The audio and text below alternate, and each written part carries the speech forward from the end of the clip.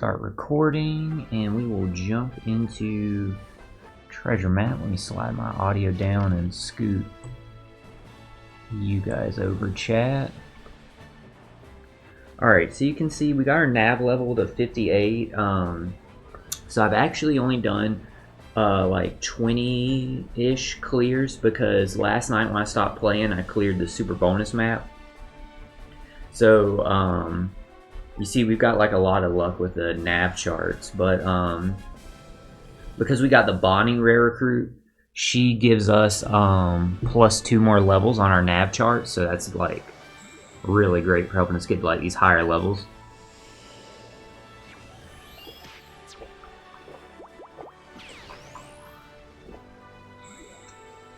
As usual, chat, I got my iced coffee with me for our TM stream. So the cards I have right now, this 2, 5, and 3, they are all 100% chance for those numbers. So we're gonna save those for like stamina refills, obviously. Like, so anytime we get near a stamina refill that we're within 2, 5, or 3, we're gonna be good to go. Where is the next one? Alright, it's over there, like behind like Lucci. So we just gotta keep following along like this border path here and go fight like Vice Admiral Dahl. Oh, nice! We actually made it to her on that. Like, what was that? Like our second or third roll, something like that. Third roll, yeah, because we needed the, we got the increase movement. So shit, I'll take that. All right. So let's go ahead and like jump into it. All the teams are still working great. There's been a very small change I made to a couple of them, and I'll explain. And literally, like, the changes, 2 of the changes come from because I super evolved my Kizaru. So, stop. Be careful. Hang on, chat.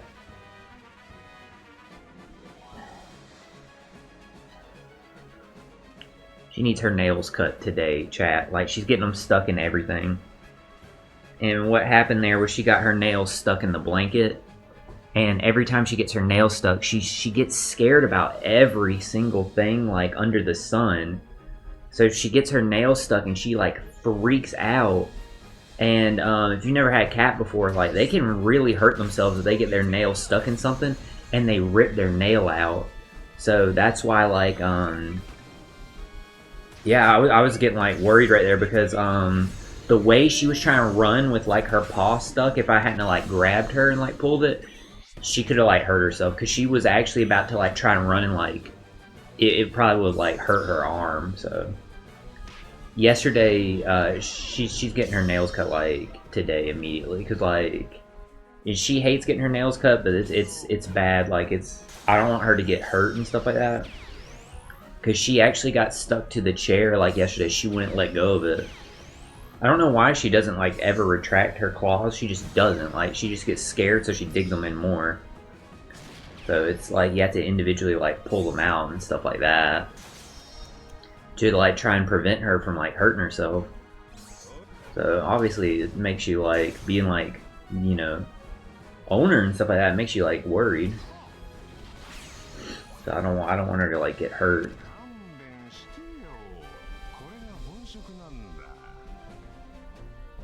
That being said, what I was talking about before, yeah, small changes we made to the teams. We super evolved Kizaru. So super evolving Kizaru, obviously there's the one change on that team. Now we have like the better Kizaru captain. The other like changes, I can actually go through them here so you can see.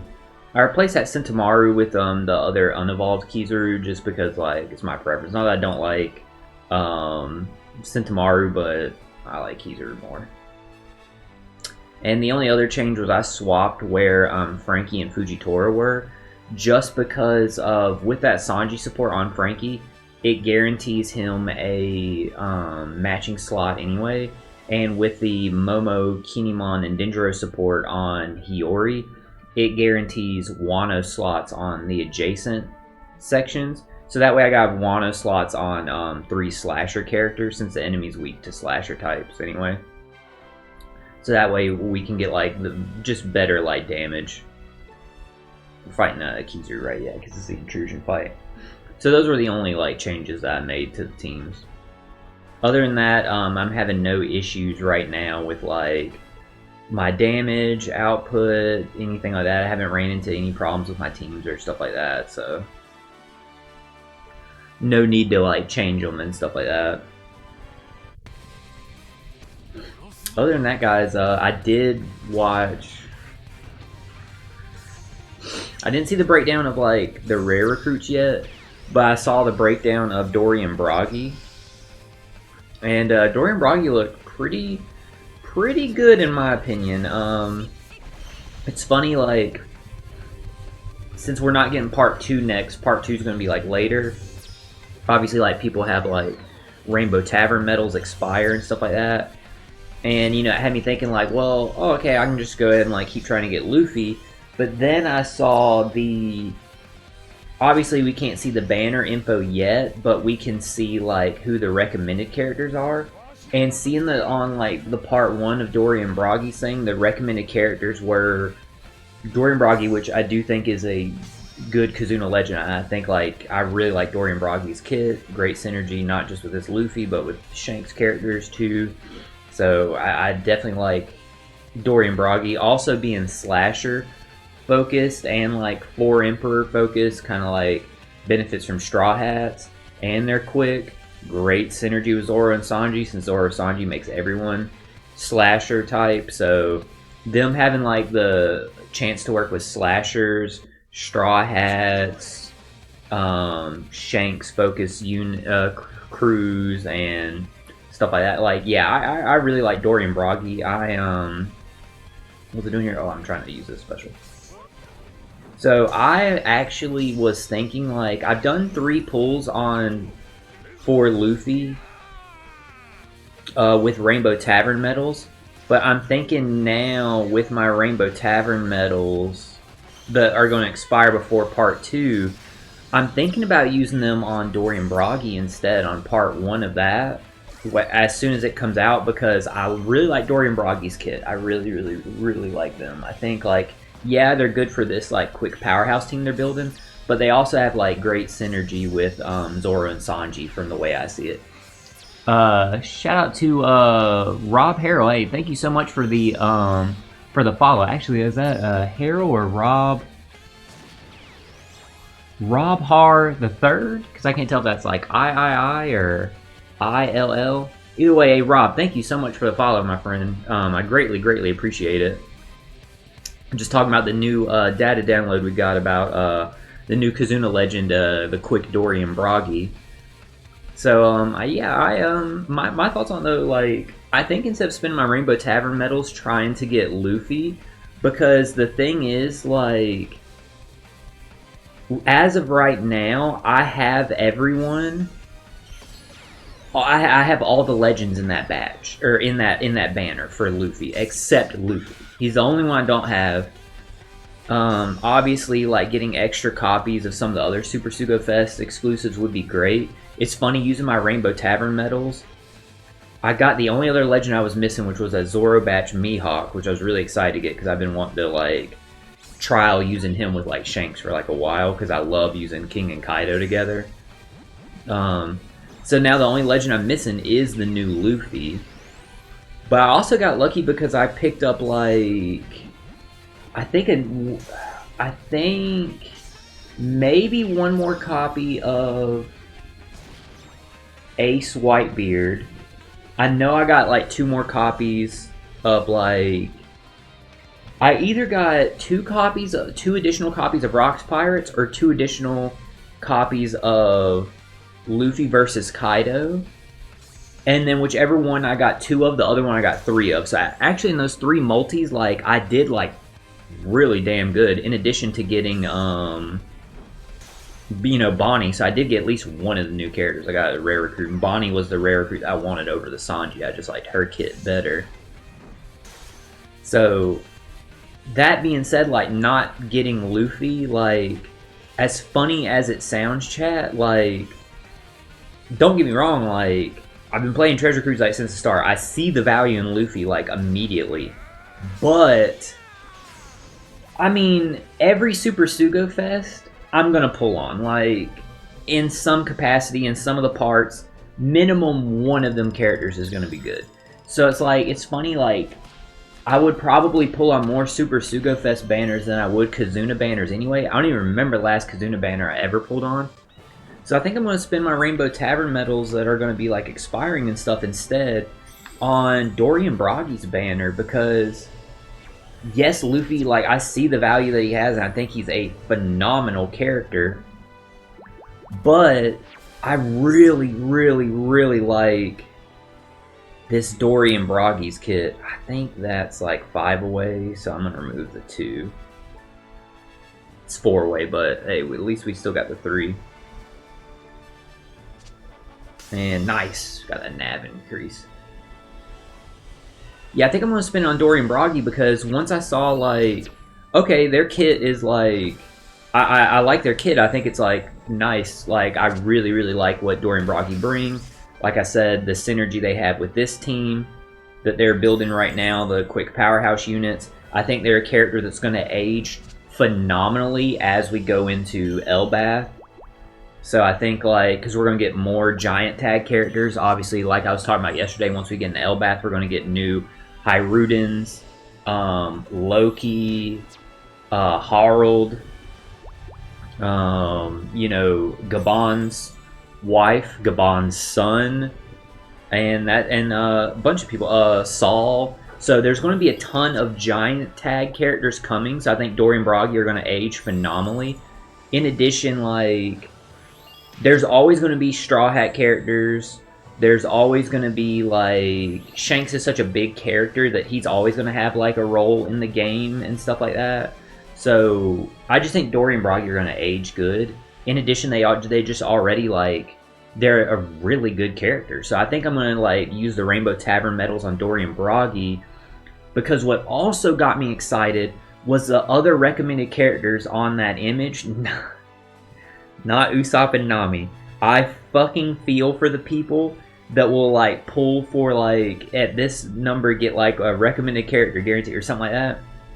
Whoever goes to, like, that pull, I feel for the people that get, like, Usopp and Nami. Like, I'm sorry for y'all. I wish for Kazuna clashes they didn't fucking do that shit. I hate that so much because, like, the character, everyone's gonna get 2 copies for free from PvP anyway.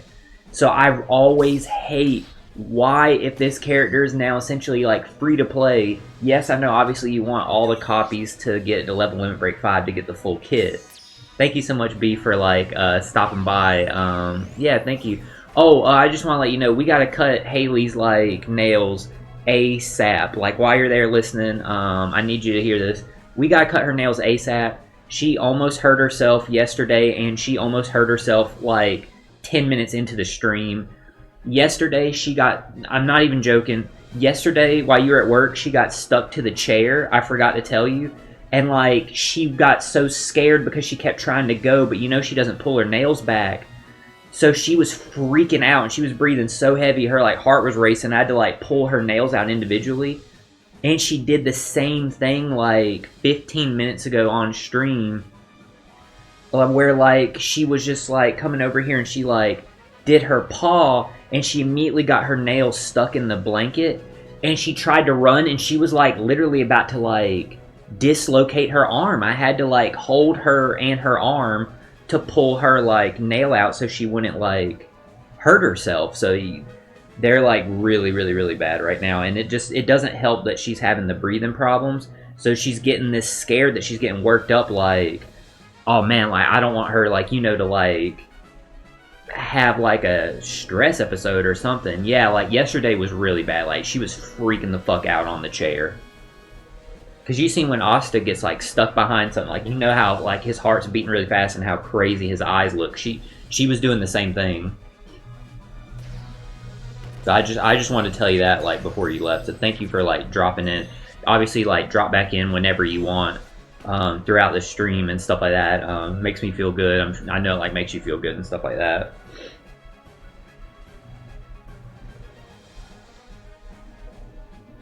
Alright, I hope you have a good rest of your day at work, and I hope your lunch was good. Thank you so much for, like, dropping in. But, yeah, like we were saying, chat, I wish they didn't put those, like, the recommended characters. Don't put the character you're giving away for free. I hate that shit. Oh, yum, that does sound really good. I got my iced coffee, like, right here. I'm about to, like, get some because my mouth's, like, getting dry. I got water, too, to keep me, like, hydrated also. Hey, don't try and bite, Haley. You don't do that.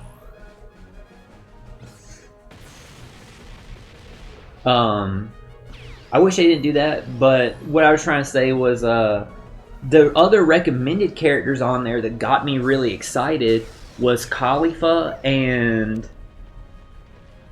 stop trying to bite. And Shiryu. And if, you know, you've been watching my streams for a while, stuff like that, you would know, like I've said before, like... I've been wanting Khalifa and Shiryu since they came out. Shiryu was probably the last time I pulled on a Kizuna banner, honestly, because I really messed with Shiryu. I still think his kit is great. He's one of my absolutely, like, favorite, like, Kizuna legends. I want to get him, like, to, like, use him so bad. He's so dope. So sick. And Khalifa's she's just a beast also. Like, she's super, super good. So, like, I'm definitely, like, the more, like, I keep thinking about it, I'm like, okay, Dorian Bragi, all the, give me 1 second, chat. I got,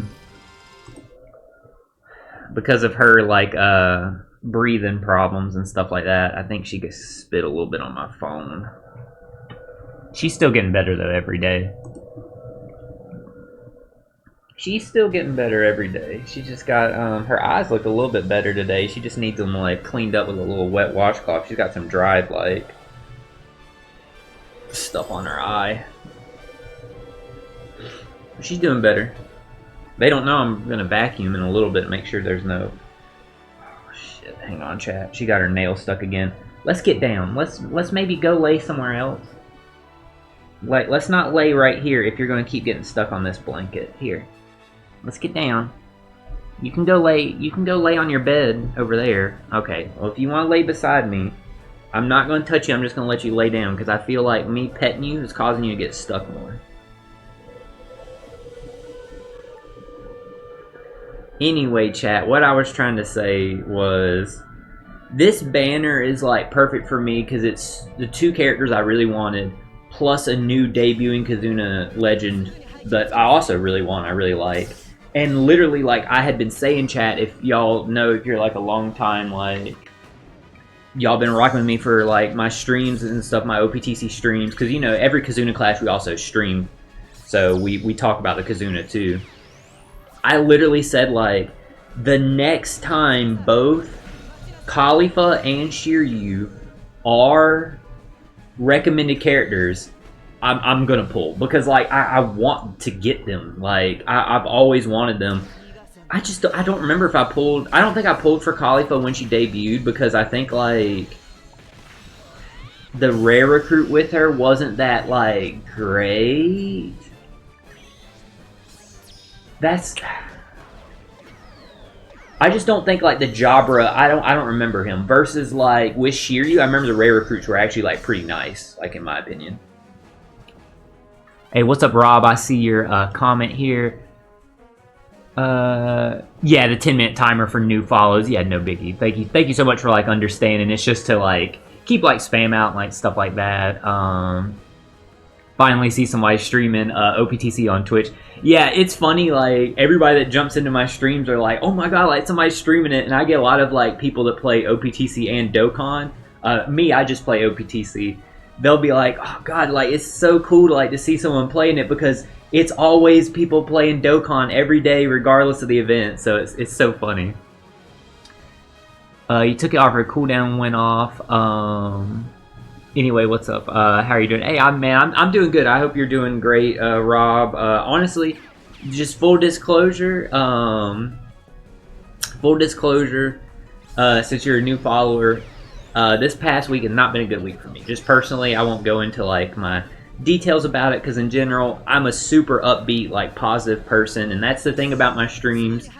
I do stream OPTC like regularly, and I stream fighting games and JRPGs. So if you like any of that stuff, you're definitely at the right place. Just Japanese developed games in general. And I'm generally like a super positive person. I'm big about like, you know, play games to have fun as long as your idea of fun doesn't impact others. So obviously like not cheating or like griefing or stuff like that. So I won't go into details about like the stuff I've been having going on like in my life, just because I want to keep like my streams like upbeat and stuff like that. But in terms of how I'm doing right now, honestly, my man, like great, because hey, I'm super excited. A new follower, like that always makes me like really happy, because I greatly appreciate any view I get, and I especially appreciate any follow. So no joke, Rob, like you definitely like gave me a big like boost and a big pickup today. I really appreciate it, my man. Recently got back to OPTC. Had a very cool account like 10 years ago. Stopped playing due to phone failure. Oof. Wanted to put the work in again 3 months ago. Got back into it. Understandable, bro. Feel ya. I'm on my week off. I'm already thinking Monday gotta get back to work. Dude, man, I know that feeling, Rob. Man, let me tell you, I did this stream yesterday, and I'm glad to hear you're like back at OPTC. I hope you're enjoying it. I know like obviously things are way different, and it sounds like you're having to jump into a brand new account because, like you said, can't really get that account back from 10 years because of like phone failure. So I really hate that for you. I don't even remember back then, like, because I've been playing since like about that same time period, like right around since the beginning, the first few months it came out. I don't even remember what kind of backup features, if any, we had in OPTC. Like now there's so many. I don't remember if we had any around the beginning, so it was kind of easy to lose your account and stuff like that. Very lucky, got Kuma, Luffy, Sanji, and Bonney. Damn! Okay, my man, talk about got very lucky. Bro got the damn super luck. I feel you, Rob. So he's just rolling with the whole batch. Man, I feel you, Rob. I put in three multis with Rainbow Tavern medals on part 2 because I wanted Luffy, and mainly I did want some additional copies of Rocks and Luffy versus Kaido. And I ended up only getting Bonney, but I did get some of those extra dupes that I wanted, like I mentioned earlier. So I was actually pretty happy about that because I love Rocks Pirates. So getting them buffed, I was really excited about that. We're barely 300 gems, still save all the ones from new account, being top 100 on treasure map at the moment on the 2nd tier league. Very nice. So that's good. Top 100 is nice because even being in like Grand Line, the ranking rewards, like, they make a huge difference, like, no joke. So, like, top 100, I've never been top 100 in a TM. Like, usually the way I play TM once it changed to, like, the way that it is now is, and TM's my favorite game mode, so I do play the hell out of TM. I know some people they don't really like Treasure Map. I love it. To me, this is peak Treasure Cruise. It's, like, the most truest Treasure Cruise game mode. That makes sense, Rob, is what I usually talk about. Because it's the best like team building game mode, which is the main like thing in Treasure Cruise is the team building mechanic. So I love it. I think Treasure Map is great, and the way I usually do it is, you know, every like the 20th map and then the 25 maps after that is a super bonus map. I usually go to the 2nd super bonus map and then stop around there, just so I can get like the most best rewards for my time. So about 46 TM runs is usually what I do like each playthrough. Let me KO here, and then I'll read that comment I got from you there in a second. And sorry, I don't know if you hear that interference outside. They're doing some like landscaping work outside my apartment chat, so I do apologize for that. I want to let that like clear down a second before I respond.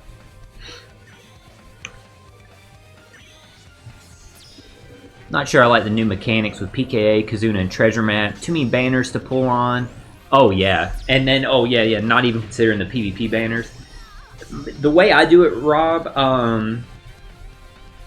the way I do, there is too many banners to pull on, and in that gap that you weren't playing Treasure Cruise because of the change in like your account and stuff like that, it's funny, like Treasure Cruise took a huge shift in we really want you to get these new characters. And like that could be like a change in management or change in structure with Bandai, but it definitely switches into like a more like greedy feel. They call it today the meta of the boosted character list meta. That's around when it changed. They reduced the amount of characters they would boost for events and focus solely on like you get so many statistical advantages or extra drops from having new characters. The way I do it is I save my gems. I usually almost exclusively pull on Super Sugo Fest, maybe anniversary banners,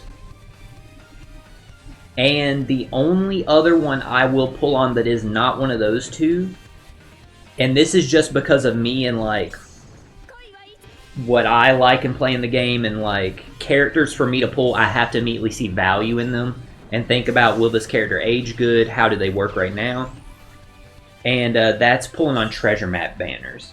Because every debuting treasure map legend, this one doesn't count because the treasure map banner this month was a Super Sugo Fest. So not counting like Luffy, but counting legends like Nami, Karina, and Izo and Okiku here. And the Hot Springs Luffy. Every treasure map legend that debuts is going to be boosted on every single treasure map moving forward. So that to me like helps me kind of weigh those characters' values and stuff like that. So I will pull on TM banners occasionally, not every single one. Honestly, like the past 3 TM legends have been terrible. Like that's just me being honest. Like, are they, and terrible as in like TM legends are usually really good, but Tashigi, Ace, and who was the other one? Sabo, they were just very forgettable, I would say. Oh damn, yeah, you did get lucky on God Valley if you were able to grab a Garling and Garp. I'm hoping to get, I would love either one of them personally in,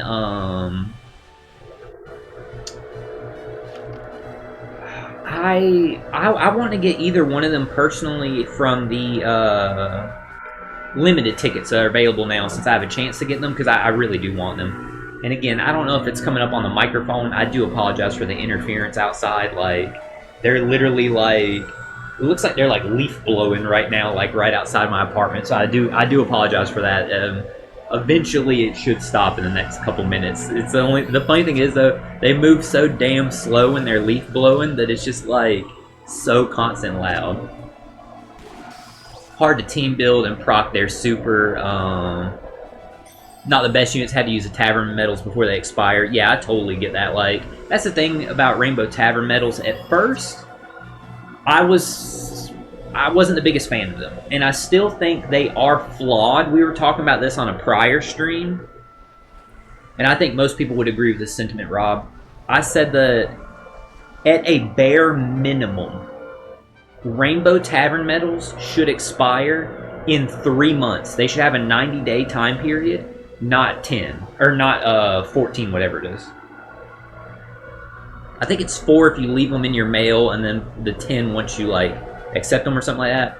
But it should be 90 days because most Super Sugo Fest are separated by about 3 months, just give or take. And that gives you enough time to like save them and use them on something like really beneficial. So I do have an issue with their short expiration date. However, I will play devil's advocate here, and hey, I hold Bandai accountable for stuff, but I will play devil's advocate here. The shorter timer on it,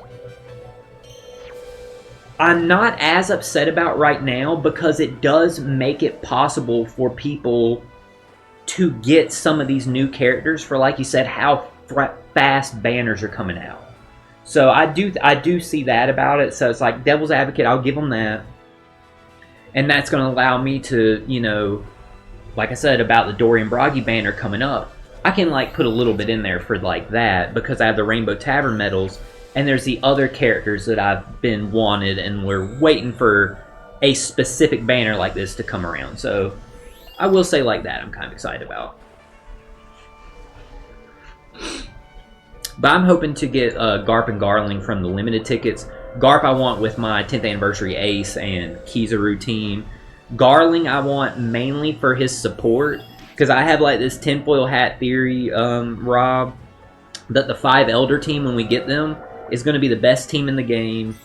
I think they're all going to be one of each type, and I think they're all going to be driven and then a different class, so that they can all work with the Gurma Double 6 ship, which, if you've seen what it does at level 12, it is crazy if you can get it working. And work with Blackbeard's ship, because if you see what it does at level 12, you can get it working. It's pretty crazy too. And then I want Garling as support, because his 99 cost will count towards that, and he's a great support for Celestial Dragons. Alright, that being said, I'm going to get caught up on these messages here. A little bit longer for upcoming Sugos at the very least. Yeah, it should just be longer than 10 days, because basically with it being the 10 to 14 days, it's limiting you to about like, really like 2 banners you had to choose from ever. And gave them the $1 for the 150 gems. I did the same thing. I absolutely did the same thing, and the good thing is that also lets me know that you like backed up your account with the Bandai ID. I did as well, so I think that's cool that they have like that new store right there. There is a good value in it. I think I actually did. I did the $1 for the 150 because yeah, you got the 100 gems for the $1. You got the 50 free. I did another $1 for that pack that refreshes every month. It was like 99 cents, and you got I can't remember how many gems. And usually, usually every time there's a new gem sale in game, I'll do the $1 for the 10 gems anyway. So I'm actually going to do that today for the treasure map like sale that's going on right now before it goes in the Kizuna Clash sale. Is I want to go ahead and get like, I think it's for $3. I can get another 30 gems.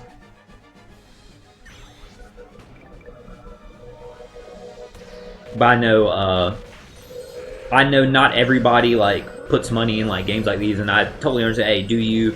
I don't ever put more than like literally I'll buy the 99-cent packs and that's it. Plus like every 25 days I'll get the login pack. And the way I look at it is Treasure Cruise is my favorite game to play. Me getting the login pack, which is super great value, especially if you're going to play like daily. To me, it's just like having a subscription to like a streaming service. You know, it's just a service I just use every day. Like, why not? Me and my wife joke about it. We call it Treasure Cruise Plus. So, favorite game with similar issues, but also very well made. Sad when it closed was Naruto Blazing. Yeah, I never played Naruto Blazing, but I actually saw some people reminiscing about it a little while back on Twitter. Someone posted something. It was like a Naruto Blazing character.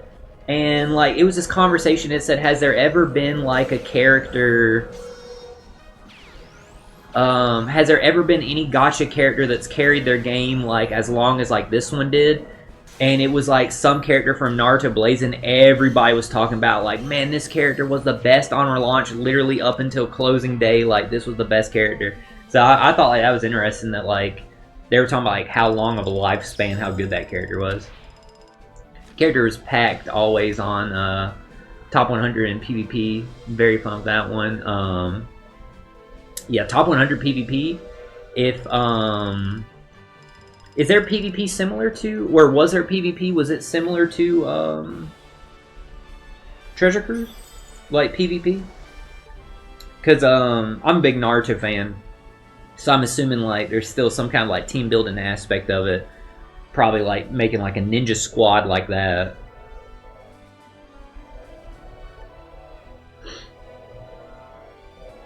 It sucks they closed it because of how like big a franchise like Naruto is. I know I say that because God, look how old now Naruto and or is it Naruto and Boruto Shinobi Strike, or is it just called like Boruto Shinobi Strike or something like that?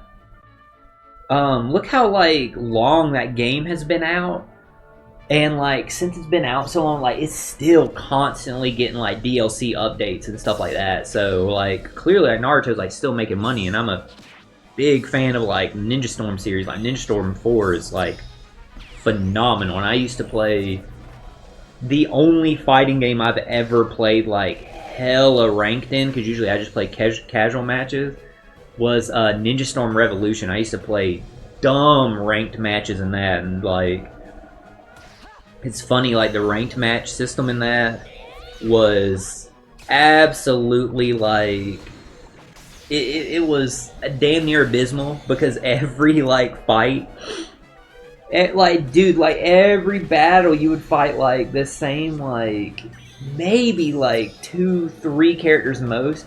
Every battle you was fighting a Madara, like basically. And like my team was Shikamaru, Darui, and Kimimaru. And that is not a balanced fighting game. Madara is definitely like busted. And it's just funny, like, you would just get so used to the bullshit that I'd be playing on ranked, and I would be beating these Madaras with this team that seemed like it should not work together, just because, like, I had, like, so much, like, practice with them and stuff like that. Like, how many Shikamarus has this guy fought, or Darwis, or Kimimarus, versus me? Like, this is, like, the 20th Madara I've played this hour. Like, I think I know what you're gonna do, buddy.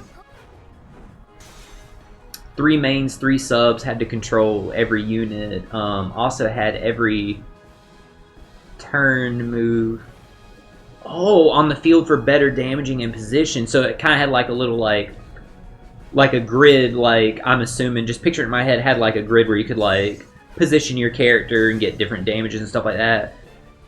This, if so, like what I'm picturing in my head might sound funny.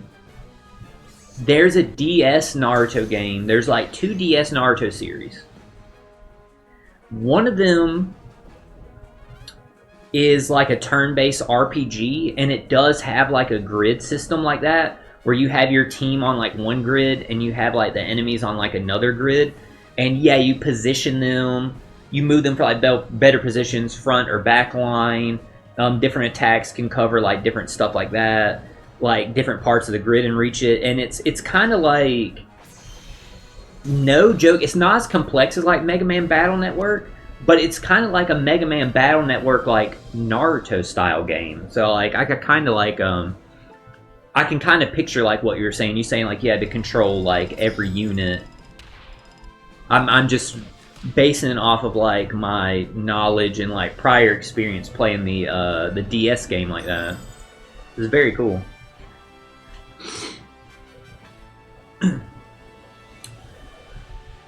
Every unit had a range of attack, low, mid, high, vast. Yeah, see, that's like that's what I was thinking. Like that comes into play, like the positioning on it, like the grid and stuff like that. It sounds very, very interesting. I would love it. Like there's not a way to like, unfortunately, like these live service games like Treasure Cruise and like that, there's no way, like there's no people out there like preserving them, right? Because that'd be like so cool, like to go back. I always thought about that, like it would be cool to like imagine like when this game is over, like if you could just like still like just pull up Treasure Cruise and like load in like old events and like just play them like if you wanted. Like I always thought like that would be cool. Because I know, like, game preservation's, like, a big, like, thing and a big push, and rightfully so. But I just haven't really seen, like, any games like this, like, being preserved and stuff like that. Low-range units had, like, high damage, stuff like that. That makes sense, because their range is small, so since they don't have a far range, they can't hit from far away, but up close, where once you're in range, you would want that damage output. Like, I'm sure I'm sure people with like a vast range of attack, they probably then did like less damage but hit more people, I would assume, based on like I said, thinking about like how other games work and stuff like that.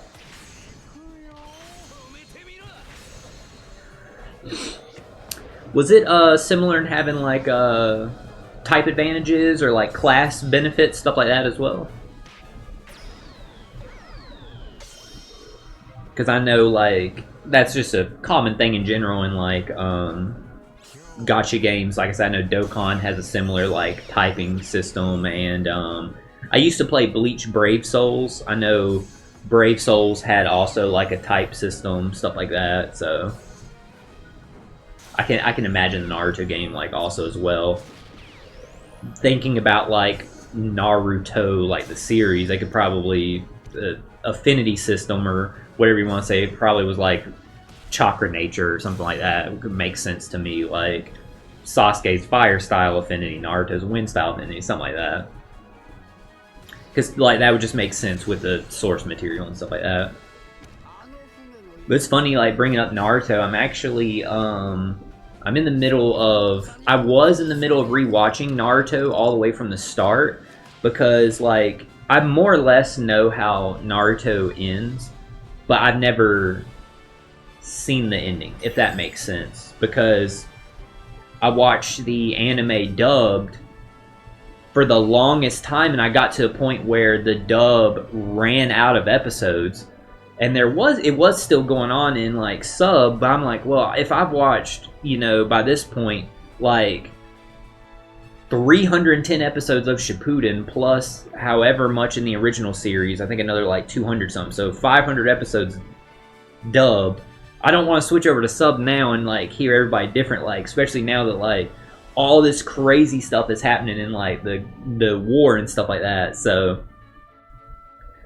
I recently started rewatching it. I have gotten caught up to where I was. I'm actually past it now. I think I'm on like episode like 315 or something like that. So I'm just a little bit past where I was, and it's really, really, really like I'm loving it. Like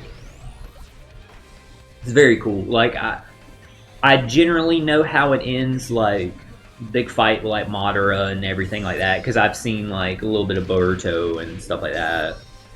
So I generally know how it ends, but like actually seeing it's going to be a different thing. So I'm hella excited about that. I think last night what I saw was Shino fight Torne, and then I saw Killer Bee fight the previous Eight Tails Jinchuriki. So that was pretty sick, like... Because that was something like I had no idea, like, knew what... I had no idea that was going to happen. That there was ever that fight.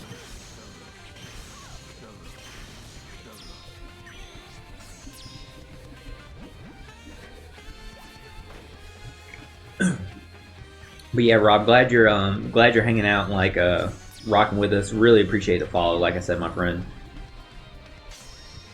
I know the next stream we do... I can't 100% say, chat, if we're going to start Fatal Bullet next stream. And the only reason why I say that, I do have the intention of starting Fatal Bullet next week, within the next, like, 2-3 streams. The only issue is, why I haven't started Fatal Bullet yet. Or why we didn't start on the last stream when we were playing Wind Waker is because, like I said, every ending in every SAO game, every character ending is canon. We know that. And we got the Xenon ending on stream. Like, that's the one we did because Xenon's one of my favorite characters. So we did the Xenon ending. I have the YouTube playlist saved to go back and, like, watch all the other character endings now that we finished the game. So before we go into Fatal Bullet, I want to see all those endings, since they're all canon. Like, every ending is canon because they're to those individuals. So I need to see that before we start Fatal Bullet, so... But we will, whether that's the next stream we do, or within the next, like, 2 streams. If it's not the next one, we would just do some more Wind Waker, probably clear the second dungeon in the Wind Waker, since we just got to it. But ideally, we'll be starting Fatal Bullet, making our character and everything. Because that's one of the things we're doing right now, Rob. Something I've been working on actually for a while is we're playing through all 6 Sword Art Online Gameverse games in order. It's my first time ever playing them. And if you're a Sword Art Online fan, the Gameverse is 6 games that, starting from the first game, there's a specific moment in Sword Art Online's story from Season 1 of the anime and light novels where that diverges into a complete separate timeline. So it has, like, unique characters you don't see in the anime or books. The story carries on across through every single game. And we're starting the 4th game within the next couple days, so it's really exciting. There's actually like major changes, like major differences to the Sword Art Online storyline that you experience through the game. Like, it's really cool. You see a lot of like Sword Art Online characters show up way earlier than they do in the anime and stuff like that, and the reasons, like, explaining like how this character's here now at this point and stuff like that. It's all really cool. Like, the different stuff that they introduce, also like the added layers to the games, it's all really fun. Like, I've enjoyed it a lot. I will say though, the second game is easily out of the 3 we've played so far, the second game is hands down my least favorite. I will say that.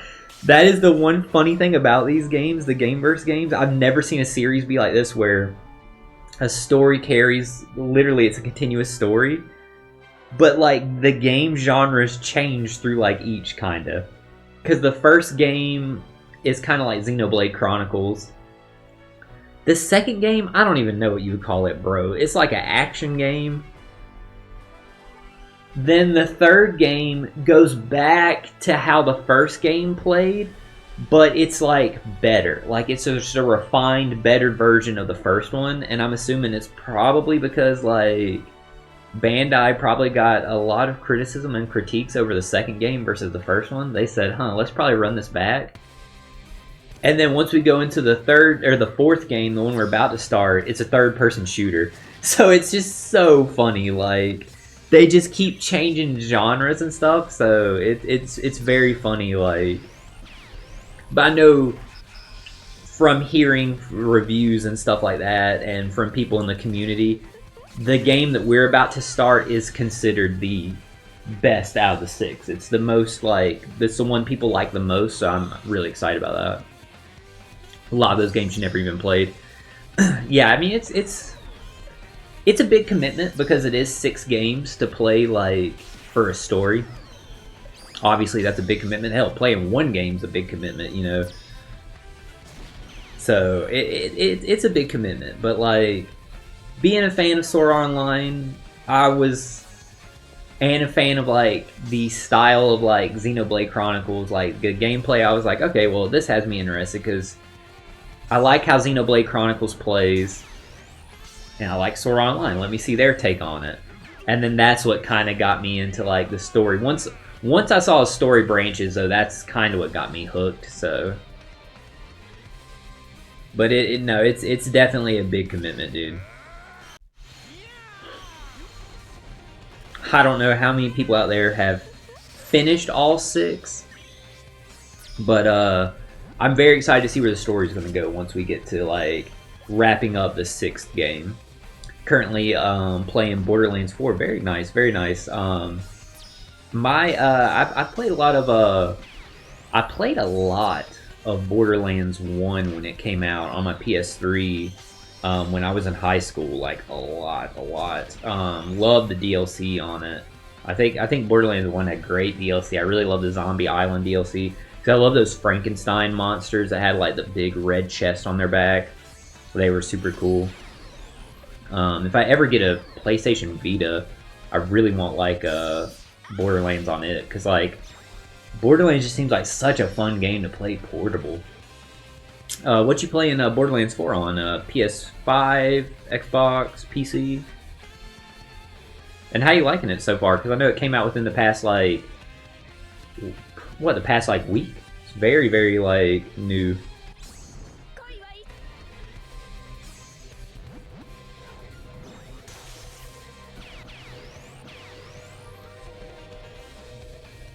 Oh, a new Dying Light came out today. Man, I keep forgetting Dying Light, like, I keep forgetting Dying Light's like a series.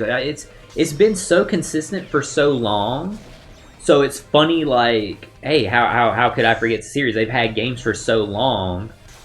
But then, like, it's just one of those series I always see, but I've never played. So the more I see the name, like Dying Light blank, Dying Light blank, it just all kind of gets jumbled into me of like thinking like, it starts grouping into like kind of like one game, you know what I mean? So it's just funny, like, I keep forgetting, like, it's a series. Because, like, I keep thinking, like, it's just something that they just keep expanding. Rocking a RTX 5090. Very nice on the PC. Yeah, 2 months paycheck gone into that. Yeah, I can imagine. Dude, I totally imagine, man. Just, like, games in general are so expensive.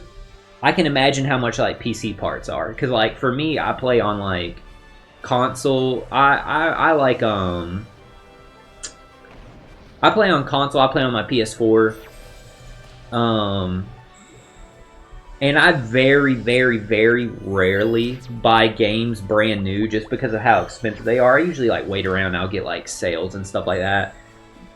The most, like, I will, like, kind of, like, go in on, like, getting a game usually isn't when I'm getting a new game. I collect 3DS games and play them also. I don't just collect them. And sometimes 3DS games can be kind of expensive. Like, part of my collection that I, like, really am happy I have is I have all 8 SMT games for the 3DS. Shin Megami Tensei Persona's part of that. So I have all 8 of them, and a couple of them, just Atlas games in general, can just be expensive and stuff like that. So the most expensive one that I had to pay for was probably Yokai Watch 3, but I still got it for, like, a steal when I found it.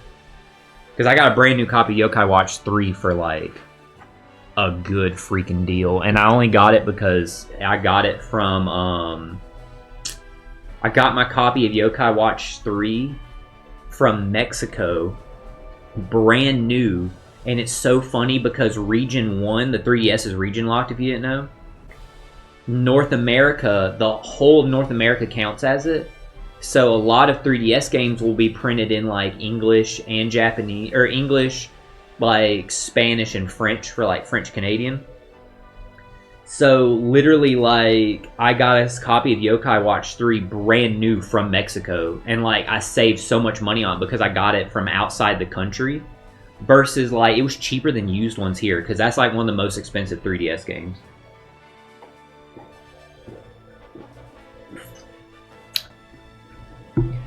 Man, you saying there's 3 Dying Lights right now is actually, like, tripping my brain out because I swear to God, I've seen Dying Light in so many names. I must be seeing, like, DLC names too and, like, grouping them in there, expansion packs and stuff. And that's probably what's making me think, like, there's, like, so many of them. Very bad at fighting games. I used to be very good at first-person shooters when Twitch wasn't even a thing. Played competitively back in the day, like 14 years ago. Very, very, very nice. 14 years ago, which ones were you competitive in? Was it, like, COD, Modern Warfare 4, or Modern Warfare 2? I'm trying to remember what would be 14 years ago. Damn, I guess 14 years ago, I would have been, like, a senior in high school. So I would have been playing Bad Company 2 14 years ago on PS3, like, mad. Man, if you've ever played Battlefield Bad Company 2, that was my shit. That was a first-person shooter I was invested in. Modern Warfare. Bro, I'm telling you, like, everybody back in, like, that time period, bro, they was either Modern Warfare and Black Ops, or they were playing, like, Bad Company, like, 1 and 2. Because they, all 4 of those games were so good. Yeah, Bad Company 2, like, was great. And I used to love playing Black Ops 1. Like, both of those were, like, those are my shit, dude. I would play the hell out of... That was my favorite Battlefield, and, like, Black Ops 1 was, like, my favorite, like, COD. So it's so funny, like, those 2 games were, like... To be out at the same time is kind of crazy, like, when you think about it. Like, they were beasts, dude. Yeah, I've always said this, like, they keep, like, remaking, like, you know, new Battlefields and new Call of Duties. But, you know, Call of Duty here recently went back and they did re-release, like, a updated version of Modern Warfare and, like, maybe Modern Warfare 2, if I'm remembering correctly. I wish, like, EA would do, like, a remastered version of Battlefield 2. Could you imagine that, bro? Like, that would be incredible. And it, like... That would get me more hype for like a first-person shooter than I think I would have been in like a long fucking time, dude. Because I can't even remember the last first-person shooter I played, not counting like. I'll say I can't remember the last modern first-person shooter I played, because the last first-person shooter I played, and bro, you're probably gonna laugh about this, was no joke Doom 64 on my PS4. Because yes, Doom 64 is ported to other consoles, but it's still called Doom 64. So on my Sony PlayStation 4, I'm playing a game that acknowledges it was made for the Nintendo 64. Call of Duty's been doo-doo for a while now. I haven't heard like yeah, I haven't heard like a lot of like good stuff about like Call of Duty here recently. And I say like I know a lot of people have been getting upset with the battle passes, because I know a lot of people I've seen have been complaining like they don't really like the battle passes. I'm on the East Coast. It's funny like you asking that, not even trying to front Rob. Most people, they hear me talking and they're like, this dude's from the South. Because, like, they say, like, I have such a crazy, like, accent or draw. A lot of my friends in Discord, the first time we did a, like, voice call or, like, stuff like that, and they hear me, they'll be like, my God, I knew you said you were from North Carolina, but you are Southern as hell sounding. So it's kind of funny that, like, it's funny that you asked if I was East Coast or West Coast, because most people immediately, they're like, yeah, I can guess where you're from.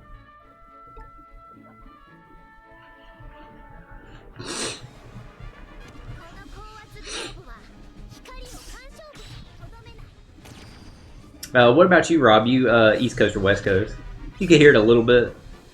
You might be being generous and not too extreme. Yeah, there's some words I say that sound like that sometimes sound crazy.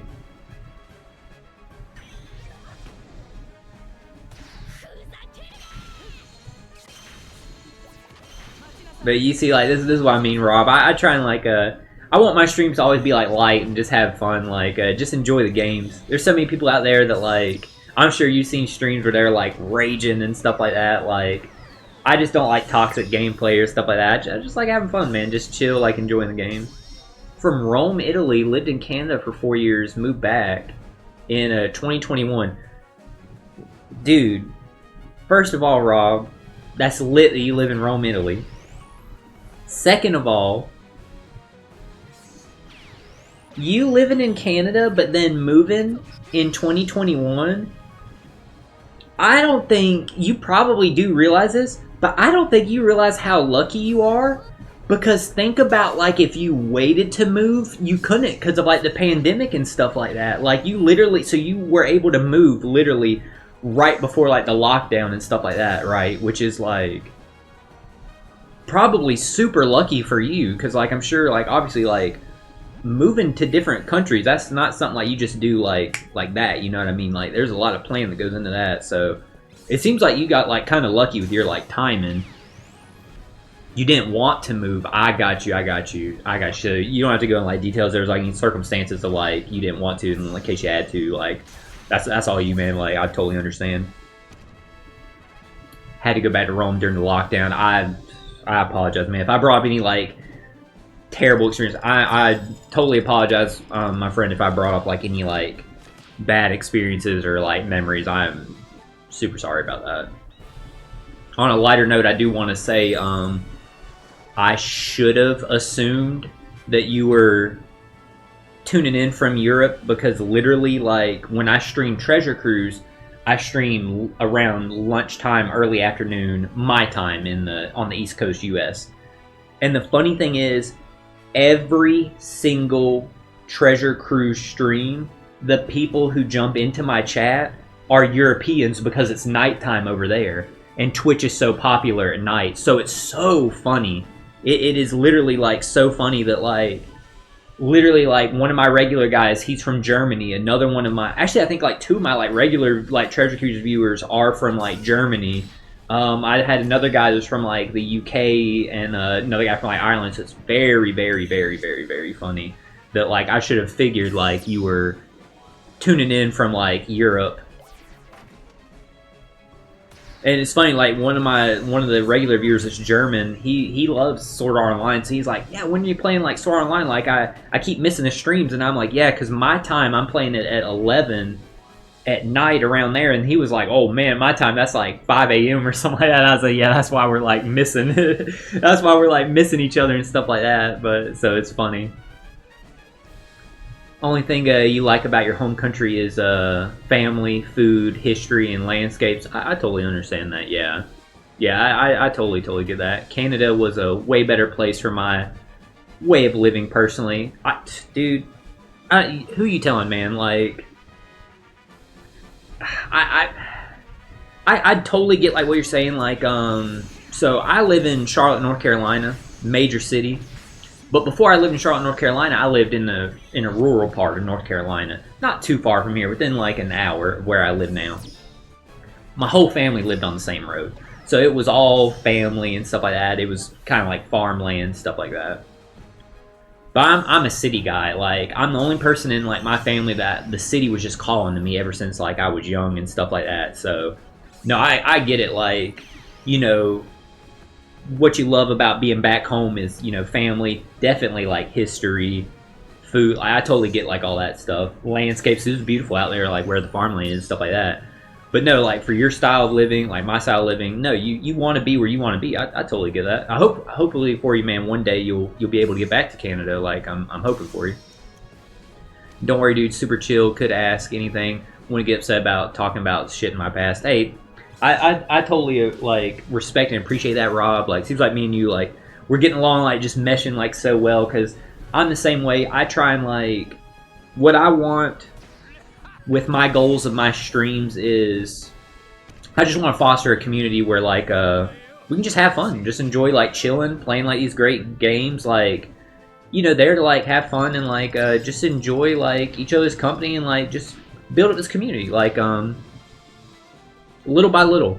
One of my plans for the future, and I'd love to see you there, Rob, is because some of my other Treasure Cruise people, since like I said they're European, were asking like, hey, like, are you going to make like a Discord? Definitely something I want to do like in the future, because I have like a lot of stuff right now going on, like I said, that's taking up a lot of my time off stream. But I am making some moves and getting like some big stuff set up in terms of like everything that you see here on screen, by the way, Rob, I made myself. So like the banners around here at the bottom I made. Give me 1 second just to show you this. The like be right back art like that, I made all that myself. I drew the artwork myself. So I set up my layouts. I learned everything myself because I wanted to, everything I do, I try and put my best foot forward and put 100% into it. And I wanted to stream for a long time, so I took time to really learn everything before I started working at it, so I could jump into it like kind of hitting the ground running, so to speak. And one of the things I'm doing right now is, since I do digital art, I am drawing up some emotes of like me, just to help like grow my community more. And I still am, I know I mentioned this on prior stream chat, with so much going on, I haven't even got to think about it.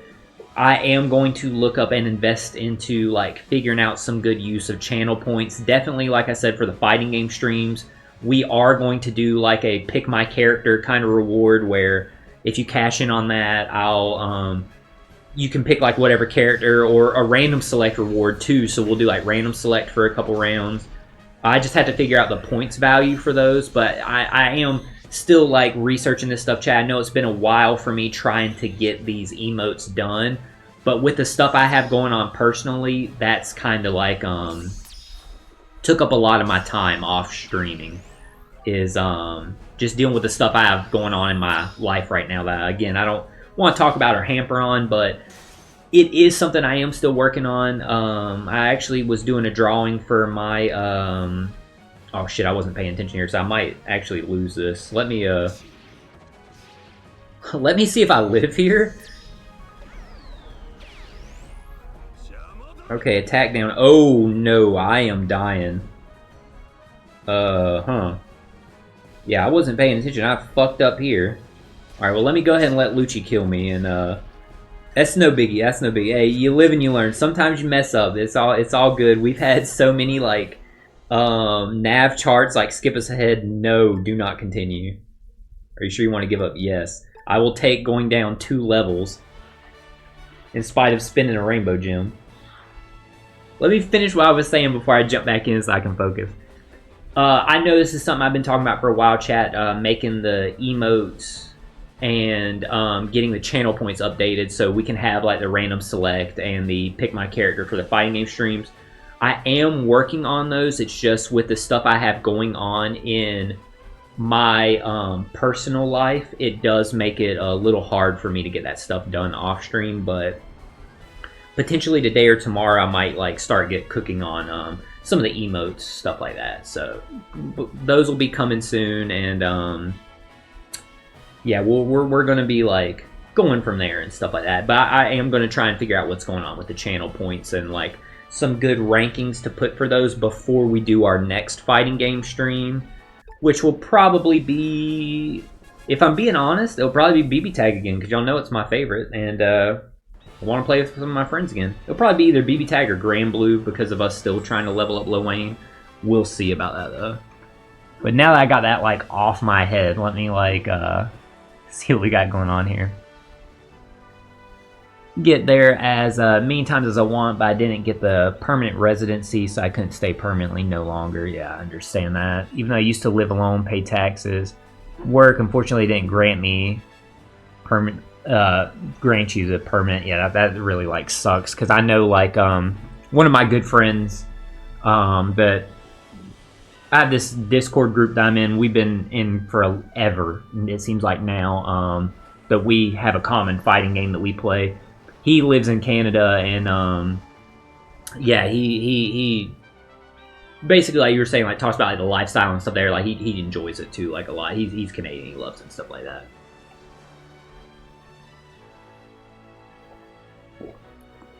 Used to put in time, work for that time, but your time's limited since you started with this job.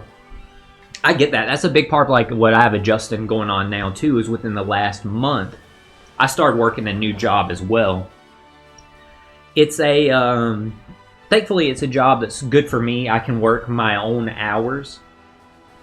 But it's just getting that, what they call a work-life balance, you know, because I'm trying to balance the streaming plus balancing like getting my footing in with like this new job that I've been working for like a month now, and also trying to balance like I have autism, Rob, and if you're not aware, when you a big part of like having being autistic, I'm what they call high functioning autistic, so I can like I don't need like assistance or like help or anything like that to like go about my normal day or stuff like that. But just basically what it means is like my brain just works different than other people's. And a big part of like what I have going on in my head is routines are very important to me. And there's certain things that I have to do on like Friday and Saturday. So it's like trying to like, just for example, so like balancing these routines that I have to follow for my mental health, plus like this new job and the streaming and stuff like that. That's what's just made it harder for me to get the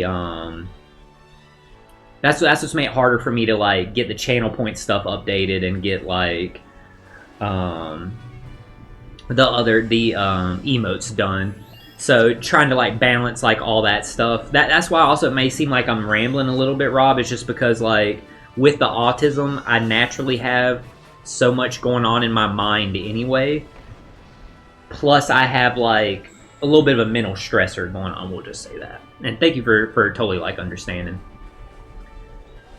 Yeah, you saw like Lucci did hella damage, bro. I didn't expect him to like, I know we're at like nav level like 60 or something like that. I didn't think dude was gonna do like over half my health in one hit. I was hoping to tank the first 2 hits and then I could like trigger my stuff and like take them out, you know what I mean? But no, like I fucked up there, so I had to like, yeah, I got complacent there. I knew making that team, I said there's one time where I'm gonna mess up using this team. I just know it. Like I can tell when I'm putting the team together. And no, like bro, that was the time he fucking cooked me, dude.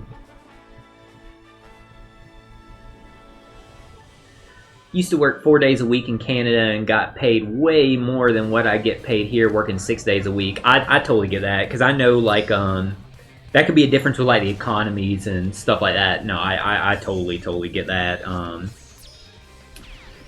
Yeah, that sucks.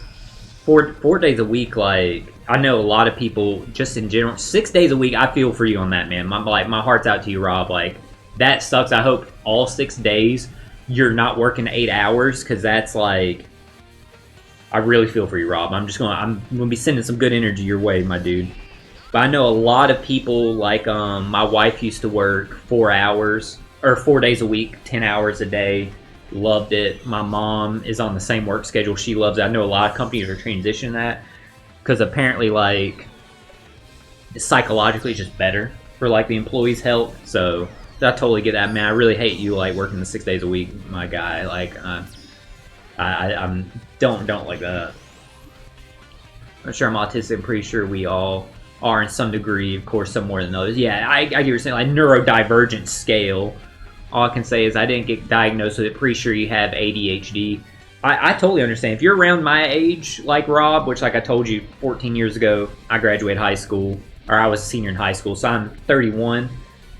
Like, exactly like you said, pretty sure we all are to some degree. A lot of people around, like, my age, like, I found out I was autistic within the past 2.5, 3 years. And when I told some of my friends, they're like my age, they literally said the same thing you are, like, that's so common for people our age to find out now, like, be diagnosed with as adults, because they just didn't know. They didn't have the stuff to, like, research it, like, back then. So, yeah, I totally get what you're saying, like, Rob, like, and hey, you know yourself better than anybody else. You know what I mean?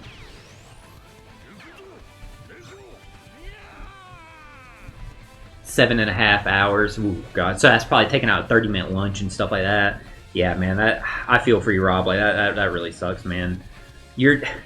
Now I see, like, why you said earlier, like, today you're already thinking about having to go back to work Monday. Man, Rob, again, I'm sending energy your way, my dude. I hope you enjoy, like, this time you have off work, because, like, don't let it weigh on your head till Monday, my dude. You know, they say can't see the forest through the trees. Like, I got you, man. Like, I'm sending, like, good energy your way, dude. Like, I want you to enjoy this time you're not at work. So, time is precious, and I greatly appreciate you spending it with me, because I see you said, like, you get a 5-minute break when you're lucky. Like, I appreciate you spending this time here, like, to rock with us on a stream. Like, a bit older, 34, but everyone still tells me you look like you're 26. Hey, man, that's a win's a win, man. You take that. When I was in high school, everybody kept saying, like, I looked older. And it's because I was the only kid in my high school that had facial hair. You see, like, I have this beard. I pretty much had, like, literally, like, when I was in high school, it started as sideburns, and then it just went into mutton chops, and then it went into, like, the beard. I just shaved my mustache. I never liked having, like, a mustache. It itches like hell. So this is the only thing that I shave. And everybody used to say I looked, like, older and stuff like that. And it doesn't help that, like, you might be able to see on, like, the camera or anything like that, but it doesn't help that, like, my whole life I've been told that I look like Abraham Lincoln. So, like, because, like, I have, like, this, like, and I will say this. When I look in the mirror, no, I see it. I totally get it. Like, I totally get looking like Abraham Lincoln. So once, like, it grew from, like, mutton chops, which mutton chops, you know, they had that in, like, the American Civil War. That's, like, a old, like, facial hairstyle. So that helped me look old, too. But then once it connected down here, immediately, bro, I look like Abe Lincoln, like, I still get it today. So, no, I totally, like, get it. Yeah, like, you can see, like, look at this profile and, like, think about an American penny. Yeah. Yeah, so I get, like, all the time, man, I hear I look like Abraham Lincoln. But hey, Abraham Lincoln was a good guy. At least I'm not told I look like somebody evil, you know what I mean? Like, yeah, exactly, like, the area, like, being around there. Facial hair started growing in when you were 26. So it's funny, so, like, your facial hair grew in around when you were 26, and you got like, basically, like you said, now like people say you look like you're 26, you got kind of like stuck at that age. Me, it's like my facial hair grew in. They all said I look older. So maybe I just got stuck at that age just in reverse, you know what I mean? Like maybe now I look my age, but it's just because I've always had the facial hair, you know what I mean?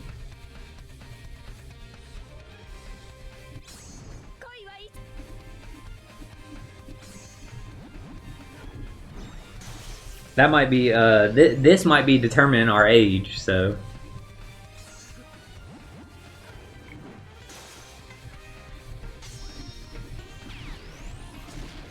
And I am,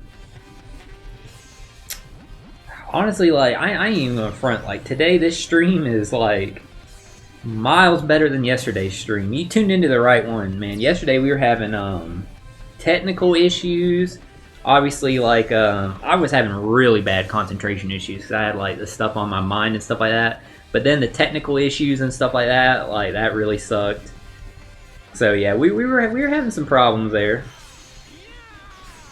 And also, Rob, I do have all my streams I do back up and upload to YouTube. It's the same username. The link, I think, is on my home screen of, like, Twitch. So if you ever want to, like, see any more, like, Treasure Cruise gameplay, I do mention that because before every treasure map, I do a team breakdown video. So, may or may not, like, be of any help for you in the future and stuff like that. I usually try and build teams around, like, for the treasure map that don't require, like, the friend captain if I didn't, like, pull and stuff like that, like the new character and stuff like that. This one was an exception because it was such a major event with, like, the Luffy coming out. I knew it would be super easy to find, like, Luffy friend captains, and it has been, so. I only have one that I can move right now, so we're about to switch over to doing our daily quest while we're, like, hanging out. We'll just go ahead, we'll get the points there. So we'll go ahead and we'll suspend real quick. We'll just switch over doing our daily quest, let it come back some stamina. We might switch to, like, getting some EXP farm and stuff like that, so. Just to get us to level up faster. I think it showed up due to me playing so much OPTC lately. Man, I greatly appreciate it. Like, any way that I was found, like, I'll take it, dude. But yeah, I back up all my streams, like, to YouTube, just so, like, that way, one, I have it, so I can always go back and see, like, my reactions or experiences of beating a game for the first time or something like that. And also, like I said, I do the breakdowns. Even though I can level up multiple characters at once, I'm going to, I usually just do one of these just to get my one daily level up and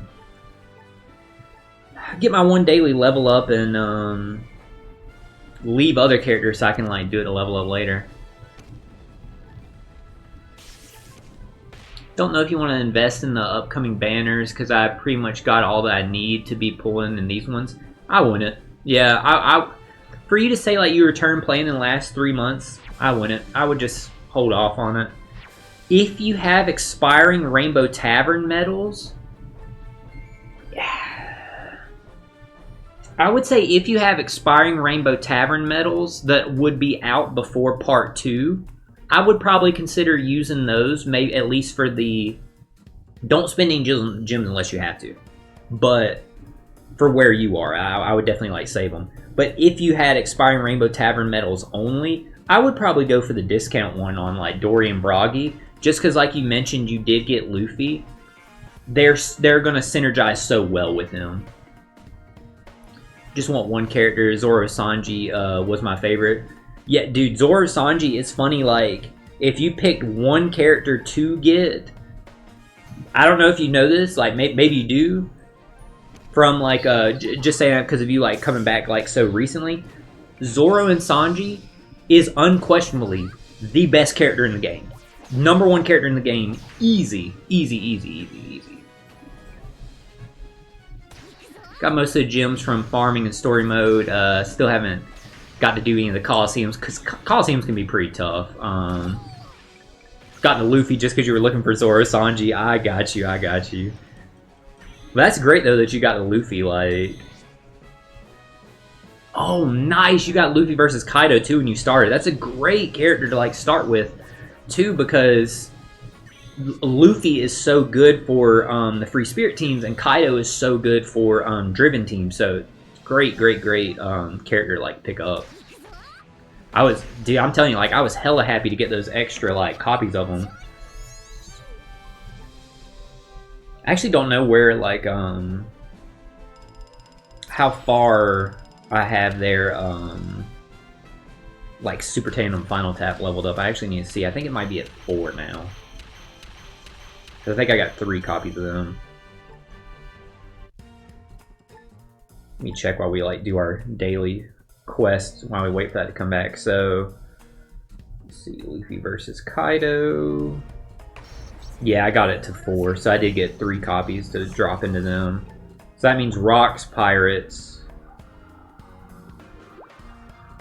should be... Yeah, I got only 2 copies put in them. Yeah, so that's how it was.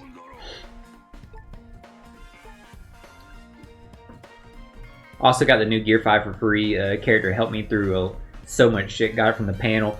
Perfect time like to get it, man. Because like making that character available to everyone, like that character is just so good. Yo, you got 2 copies of the 2 copies of Gear 5. Nice. So you can have like the one super evolved one or the one like non-super evolved one. Although the non-super evolved one, I would say, and I think most people would say it's a better one because of the revive and the bypass defense effects. Like I say, he gets you through so much shit. Like he does. Like he's easily like bypass defense effects is just so strong in general. Oh, 2 copies of Rocks. I got you. I got you. Yeah, yeah. Rocks is a blast. I love using them. They're super sick. Yeah, I wouldn't super evolve Gear 5. Because you lose like the revive and stuff like that. And the super evolved one, he's been so power crept and stuff.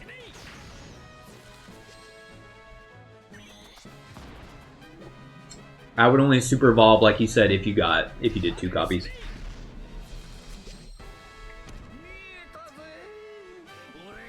And you got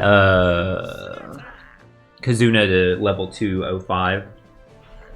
So you basically cleared Kazuna then, or not Kazuna, PKA. You basically cleared PKA because there's really not a reason to go past 205. I would say the only reason to go past it would be if you have like the boosted units for it. By the way, what mission am I missing here? I just realized I haven't done this. Oh, I still have to do 3 of the... Okay, I gotta remember to do that. Yeah, once you get to 200, there's really no reason to go higher because you'll get like all like the ranking reward or all the defeat rewards and stuff like that. The only reason to go to 300 would be if you need like if you need rainbow turtles for your account, like the Hime turtles, because they drop more the higher you get and stuff like that.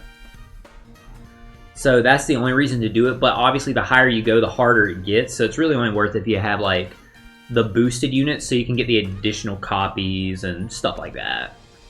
Doing it with Luffy Kaido's captain and Gear 5 Luffy co-captain. Yeah, that sounds like a good way to go with it because of it doing him being weak to Free Spirit. You can definitely like easily like get through there. I was running like oh god, what was I running to beat like PK? I actually can't remember now, and I think I got the team like I think I removed the team because I needed space for like another one I was trialing. I know I was using versus Luffy, but I can't remember who like the co-captain I ran was. I think I was actually running him with the new Brook as a friend captain. Did it for the Super Cola pretty much. Got to a point that he switched my captain into the wrong character. It's a wipe, yeah.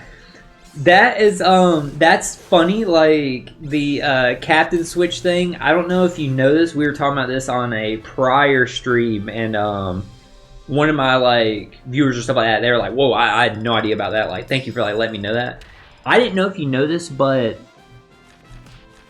depending on when the enemy does a captain shift, let me like get into like a let me get a match started so I can explain it like better, like with my like crew up here. Let me restart this. Did before are those nice pulls, so I have to like rearrange them now. Don't know how you managed to get over like level 150 with the units you had. Yeah, it was tough for me. Like once I got there, once I know like I'm within like 180, 190. Just to make it easier, I use Usopp to like HP cut also. The combination of when you get to really high levels and you're just trying to get over to 200, the combination of Usopp with that HP cut up to 60% and Zoro letting you skip 6 additional levels is like busted. Because you can move 9 levels and drop the enemy's HP and only had to like take out like 40% of their life bar, which is busted. So what I was saying about the captain shift or switch thing that the enemy does is if you know the enemy's going to do a captain switch and like say it just says like we'll switch any crewmate or whatever. So when the icons pop up where it'll show like the one on your captain and the one on who they're going to switch, before the switch happens, like when the icons appear and like they're in the middle of doing it, if you close the game and reload it, it has to be before like the animation ends. If you close the game and restart and do continue where you left off, it'll restart the animation for the enemy doing it, but it'll be guaranteed to be this character here. So like where my Caesar is, yeah, to restart. So where my Caesar is, you can guarantee that. Yeah, like you said, like, yeah, you figured. And if it says like, will captain swap with a middle row character, it'll always be that one. If it says with a bottom row character, it'll always be this one. So it favors the right side more. So it's kind of interesting. Like there's times in the past where I've had to like kind of make it like work to like beat it some content by like finagling like that. It's just a funny little like I wouldn't say it's a bug. It's just a way like the coding's like wrote or stuff like that. It's pretty interesting.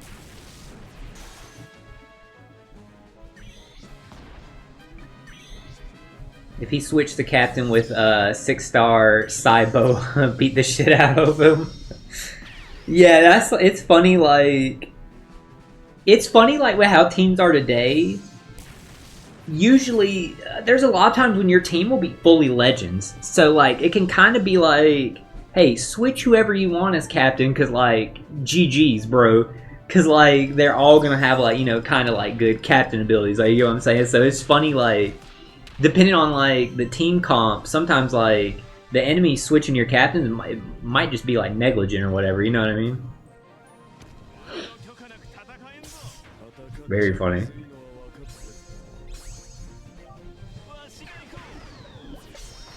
Yeah, we're just gonna keep knocking out some more daily quests and stuff like that. I think this is the last daily quest I have to do, so we'll just go like, you know, get our transponder snails and maybe go ahead just clear out like run through our PKA real quick, and then we'll check back in on treasure map, see if we got enough cooldown to like advance forward some. Have sub Spranky free to play side. You get a start. Oh, I got you. I got you.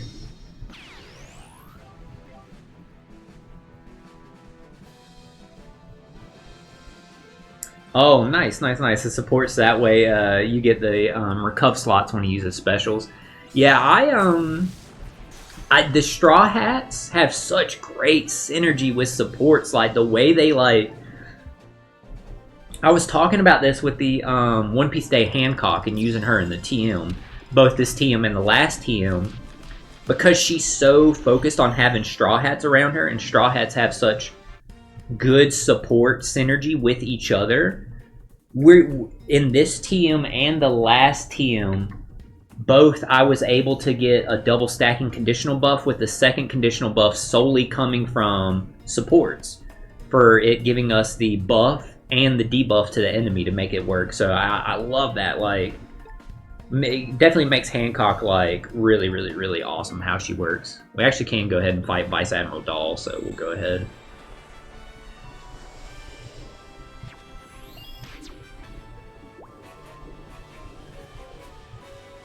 Yeah, when Frankie switches to the captain ability, to the captain spot, you lose. Because yeah, his captain ability, I was about to say, I know I got him on team right here. Yeah, boost free spirit characters attack by 2.5. Yeah, that's pretty bad, as you said. But yeah, this is like what I was talking about here with like this team, like with Hancock, for example, using this support on Luffy. This Brook will give us defense down, conditional buff of 1.5. And then Sanji, when we trigger his special with the Nami support, we set the enemy's defense to 0. So like we're able to get like a double stacking conditional buff just through like supports and stuff like that, which is super, super, super cool. And we do the same thing over here with this Zoro support instead, reducing the enemy's defense by 80%. So really, really, really cool stuff. I really like using this Hancock, and it's funny how like that so many, we were talking about this yesterday, so many people on like Hancock's release, they did not like the character. They were like, oh, this is like a stupid character, this is bad or whatever. I thought she was dope because I'm a fan of Inaru and I'm a fan of Hancock. But also, like, I actually really liked her kit, and I knew, like, double stacking conditional buffs should not be slept on, y'all. Like, double stacking conditional buffs, consistently, there is a proven track record of double stacking conditional buffs being great. I could not believe people were saying Hancock was, like, bad and stuff like that. Like, it was just shocking to me, dude. Shocking to me that people are like, yeah, she's bad. Like, this is not a good character. It just downplaying her, bro, and no, she's good. So it's funny, like now with Luffy coming out, now the Dorian Bragi, the Frankie that just came out, the buff that they released to Whitebeard and Ace that now includes Hancock in like for their EX and Rush, all that stuff like has everybody like singing a different tune about that Hancock now, which is so funny. And it's just hilarious that like there was such a release of like striker focused characters, like Saturn was striker focused, Rock's Pirates were striker focused, God, what's his name, Roger Rayleigh Gabon, they were striker focused. And then the Summer Nami was striker focused. The Yamato, I think she was also striker focused, stuff like that. So Hancock coming out as striker powerhouse quick, everybody just focused on the striker part, and they were like, oh yeah, well she's only going to be good for like striker teams. And then they just dropped all this support for like powerhouse, and now that people are like trying to like run it back, like, oh wow, this Hancock's actually like great. Like, no, dude, she was great, like, when her kit was introduced.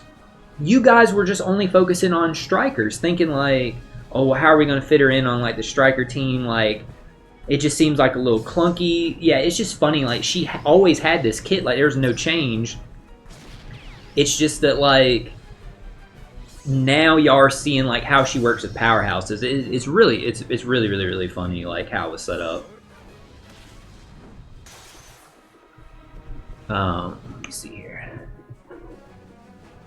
Still didn't super evolve any from the free-to-play stuff because I didn't have good characters to farm. Kazuna, I'm still kind of new to that. I have to figure out how that works.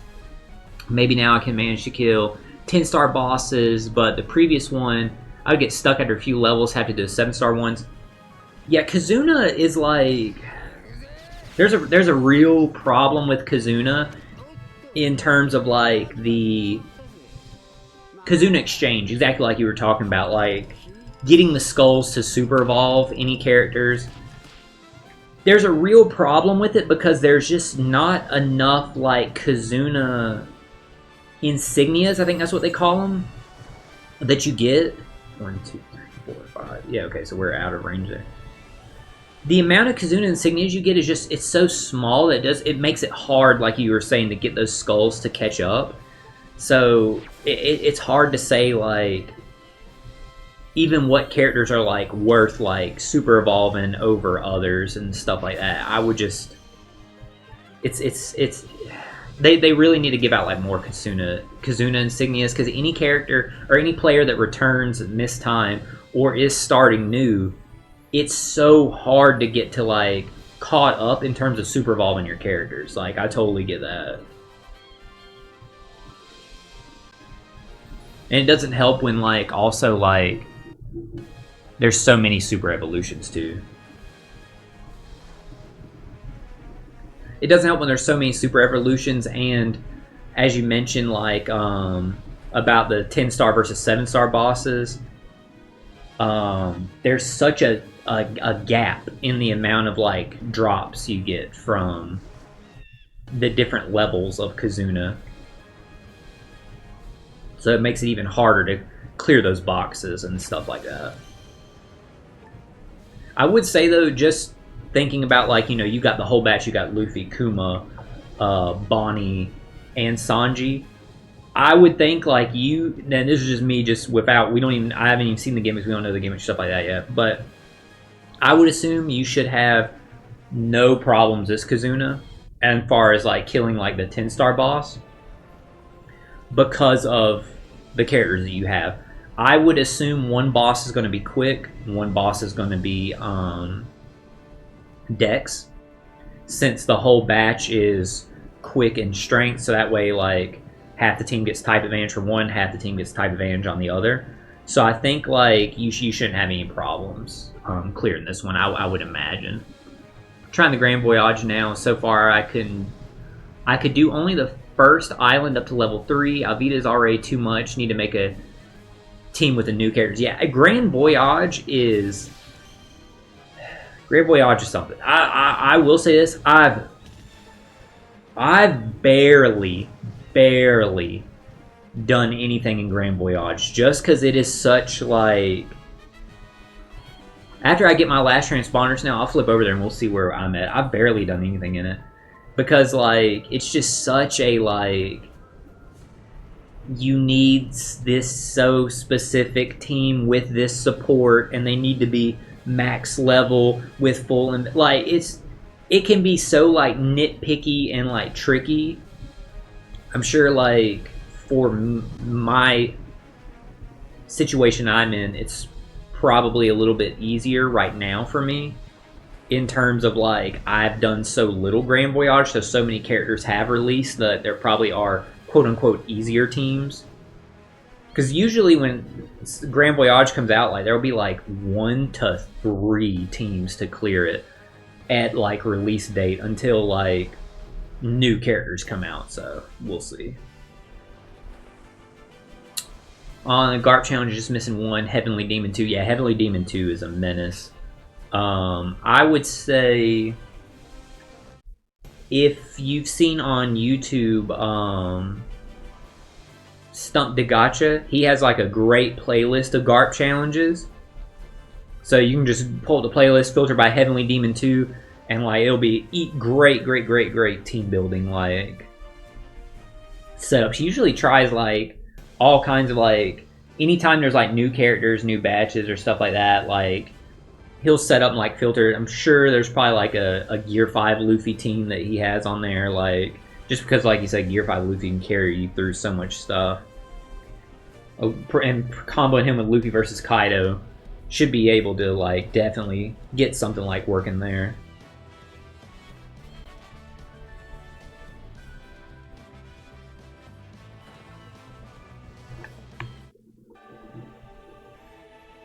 Great character that I found also didn't have with Two Dupes is Christmas Uta. Yeah, Christmas Uta is... I like Christmas Uta a lot. I'm a big Uta fan. I will say this. Christmas Uta is the better of the two in terms of like Christmas and Halloween. And that upsets me because Halloween Uta has such a sick design. I love Uta's Halloween design. I think Oda cooked with her Halloween design. It is so sick.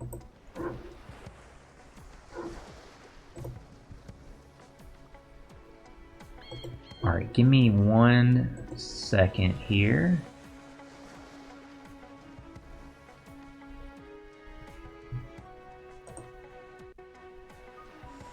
Now y'all can see the screen, but I can't. I'm pulling up something in the background just real quick.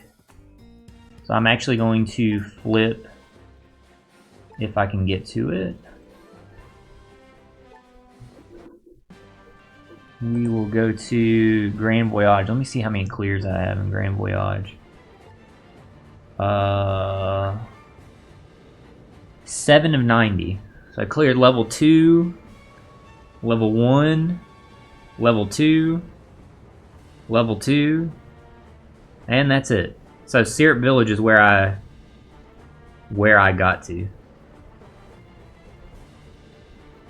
Okay, so yeah, as I mentioned, I have a lot of catching up to do in Grand Voyage.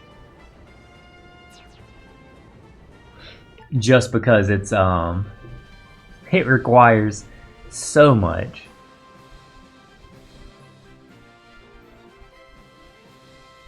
But now I should definitely be able to like go back.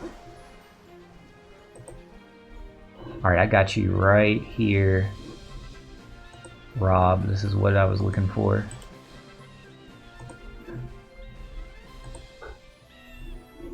My laptop is freaking the fuck out because it's like trying to run. It's like trying to run OBX and like all this stuff. So here you go, bro. That should help you out there. That is a very, very exhausted playlist from the homie Stumpy Gotcha. Shout out to Stump. Of over 100 different, like, it looked like over 100 different Heavenly Demon 2 teams. So should be able to help you get that Garp challenge clear, get you some more rainbow gems. Alright, we got a little bit more to go before we get our next, like, roll there. Thanks for looking. Yeah, absolutely. Anything to help out, man. Anything to help out. I'm gonna go this way, actually, just because I gotta clear, like, this PvP mission, as we saw. Don't have any of those old units yet. Since there's, like, he should, if I remember correctly, in the title of them, should list like who your captains are, stuff like that.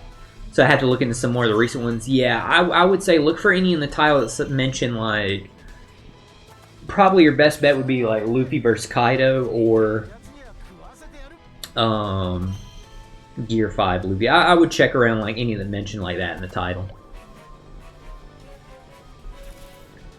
Again, just because bypass defense effects is just so strong.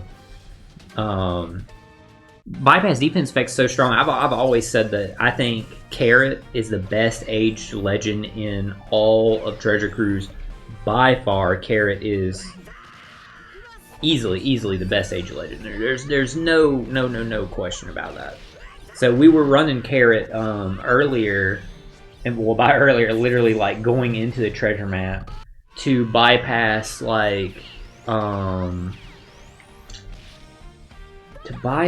Saturn's barrier that he puts up and the threshold.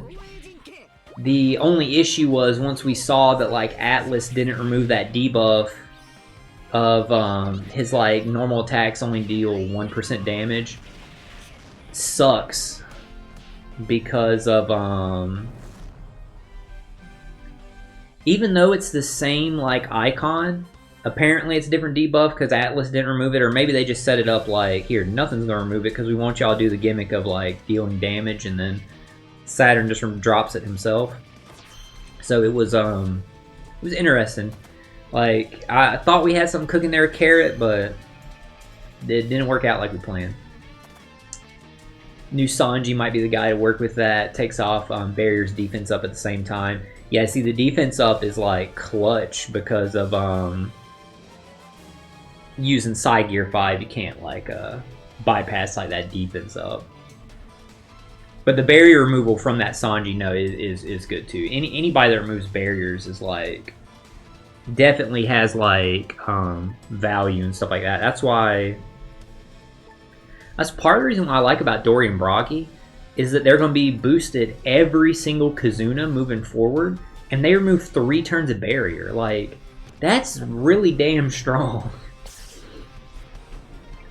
3 turns of barrier is like that's pretty sick. Like, I mean, shout out to Robin Koala and especially Stussy. I think Robin Koala removed 3 also. God, Robin Koala is so freaking good. Not Robane. Here we go, Robin Koala. Yeah, 3 turns barrier, clutch, just freaking incredible character. And actually, what?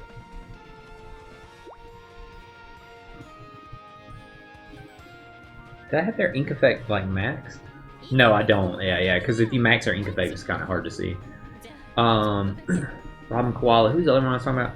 Oh, yeah. But this right here is the barrier removal. Might be the barrier removal GOAT. Reduces enemy barrier duration by 5 turns. I mean, this is just cracked.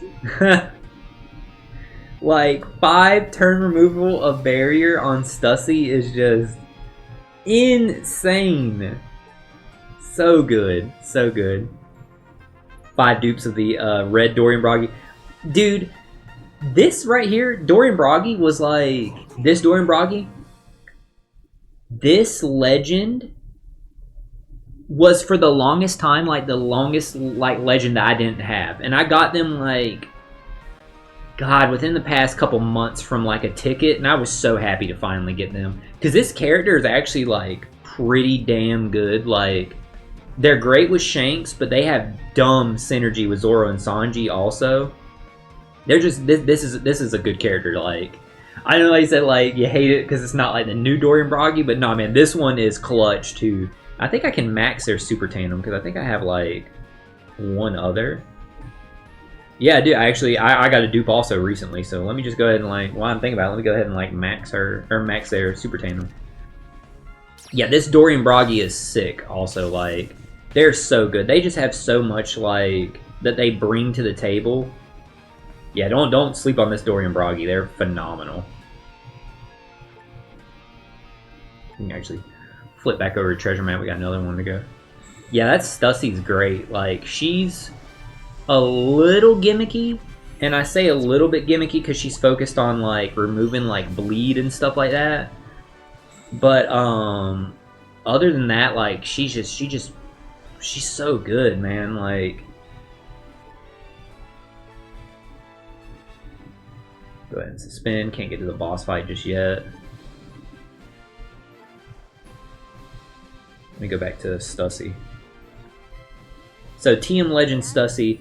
She's so good. Like, these potential abilities reduces 3 turns of special limit use, reduces 3 turns of hunger, which is great. With her super type, you can get double stacking conditional buff. Like I said, I was talking about how good double stacking conditional buff is. She also gives you full board matching slots when you use it.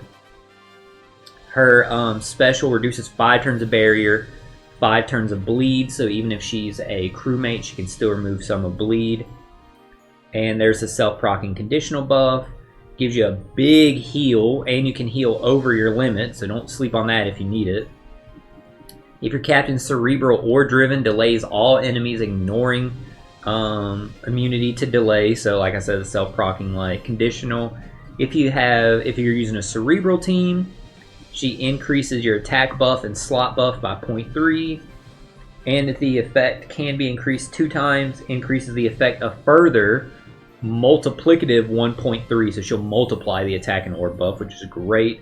If you have 5 or more driven characters, extend your chain boundary or chain lock by 1. And here's where she could be a little bit tricky. Applies 20% damage reduction to enemy. So she will give the enemy rainbow shield. So you kind of want to use her like other characters to like deal with that. So that's the like funny thing about her. But other than like her giving the damage reduction, there is ways around that. Like if they already had damage reduction, you use her first, then obviously it doesn't get applied. So she's definitely good, but she's interesting. Like she's just really cool. Innately buffs your attack and slot buffs.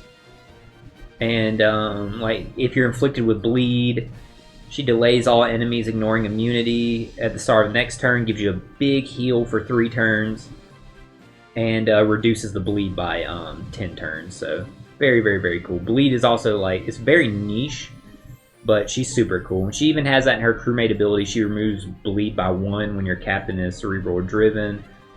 So even if you're ever hit with like just 1 turn of it, she can go ahead and take it down by 1 turn. What's her support effect? Oh yeah, and she has this cracked support. Attaching to the Vegapunks except for, oh no, it actually does apply to York also. And CP0 characters. She can go ahead and when they use a special, she reduces barriers by 1 and gives them a matching slot. So yeah, she's a barrier removing support. Like she's great. Like I definitely mess with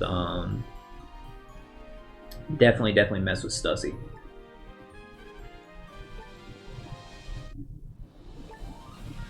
That's why I was talking about specifically like the 3 most recent TM Legends have been like a disappointment, because earlier in the year we got like Stussy and Buggy, and they are so damn good. Like both of them, like I've said it and I will keep saying it.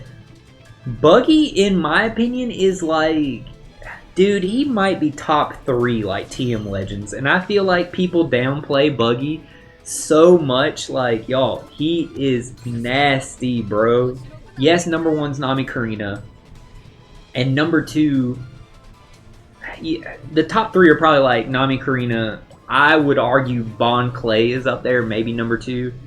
Maybe Wanda Carrot might be number 2, so Buggy might be like number 4 or something. But man, like the downplay that some people give like TM Legend Buggy is sickening. And his batch was great also. The Crocodile and the Mihawk are both really good too. So man, they be putting dirt on my boy's name, man. I don't know why, like, I just don't get why people be downplaying that Buggy. They use him in, like, PvP a lot, though. He is a good PvP character, but I just don't like that he cuts his own health.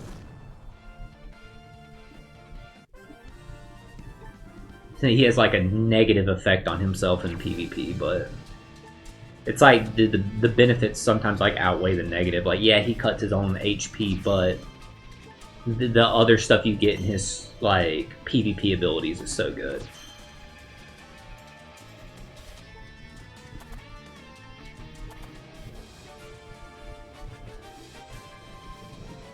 But at the end of the day, if you use him in PvP, he counts as a legend slot, so you just have to be careful, because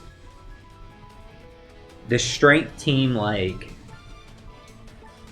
I don't know, it's kind of hard to fit certain characters on the strength team, because like you need like a specific kind of like 3 characters already. Like you really only have kind of like on the strength team at least, like, I'm no PvP expert by the way, so this is just me going off like the way I look at it and the way like I think about it. There's other people that probably have like better resources and better knowledge on PvP, I'm 100% sure. But with the strength team, like you can only have like 4 legends on the team.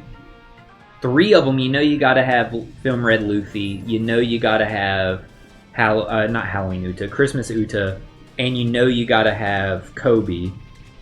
So it's like, does that last spot, do you want it to be, like, do you really want to use Buggy for that last slot when you could use Jack? Or Doflamingo would probably be better, depending on, like, your team comp. Like, I'm using Jack right now.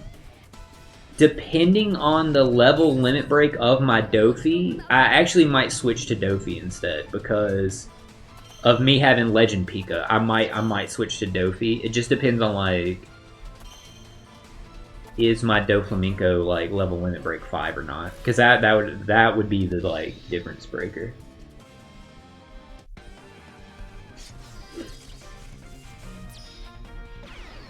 Yeah, obviously, like, I'm not, like, a huge PvP person, because I know, like, this quick team I have here, it works really good for me and stuff like that. I'm sure it's not, like, optimal. I'm sure there's changes you can make and stuff like that easily to the team and stuff like that. Didn't do the side bosses on PK Kizaru. I do up until I get all the rainbow turtles that I need. And once I get to, how many do you need for, like, all the rewards? What, 300 rainbow turtles, or is it 500? Once you get all the rainbow turtles, I don't do the side bosses anymore. That's the only reason why. Or if you're talking about why their levels are so low, I keep them at a low level, just to make it easy to clear through them quick. So that's why, like, even when I do fight them, I keep them at, like, the lowest level I can, just so I can, like, auto get through them real quick.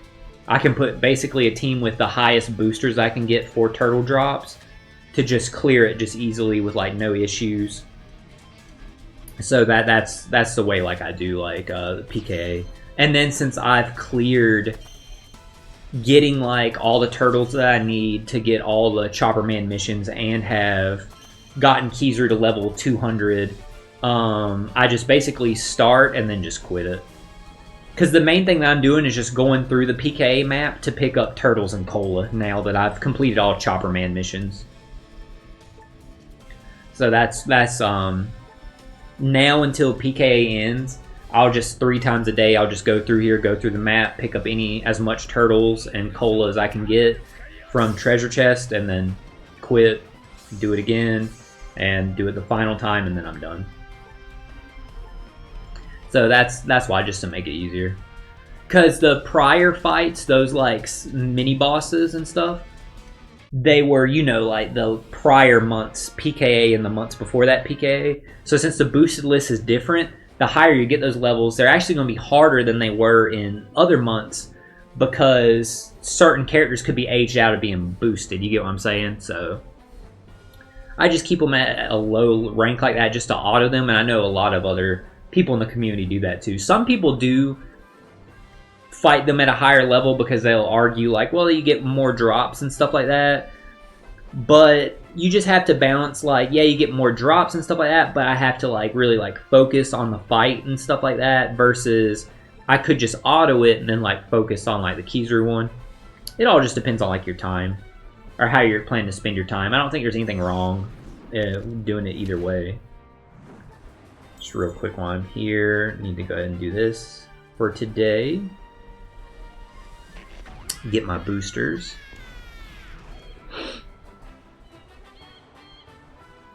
While we wait for the last little bit of my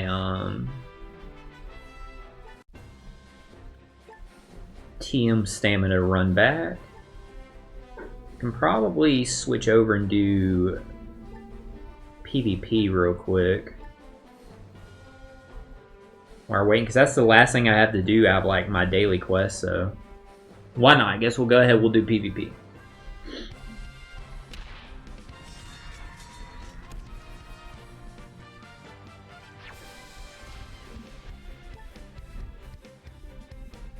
Yeah, I only saw the breakdown of Dory and Bragi. So I actually don't know the breakdown of Usopp and Nami, but I'm assuming it's not going to be that great, because Usopp and Nami was not a good character when they came out. Favorite characters in One Piece, not talking about the game. It's between my top top 2 favorite characters are definitely Robin and Law. I don't know which one I would say I like more than the other.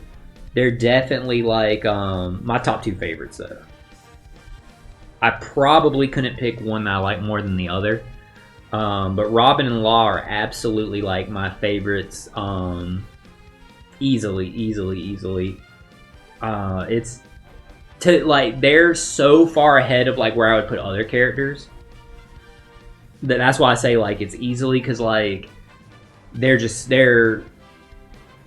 I can't explain it. Like I love Robin and I love Law. They are both so well written, so cool. They're just awesome. Like I really like them. I like their journeys, their goals, stuff like that. Like everything about them, I really cool. Very good backstories, like you said too.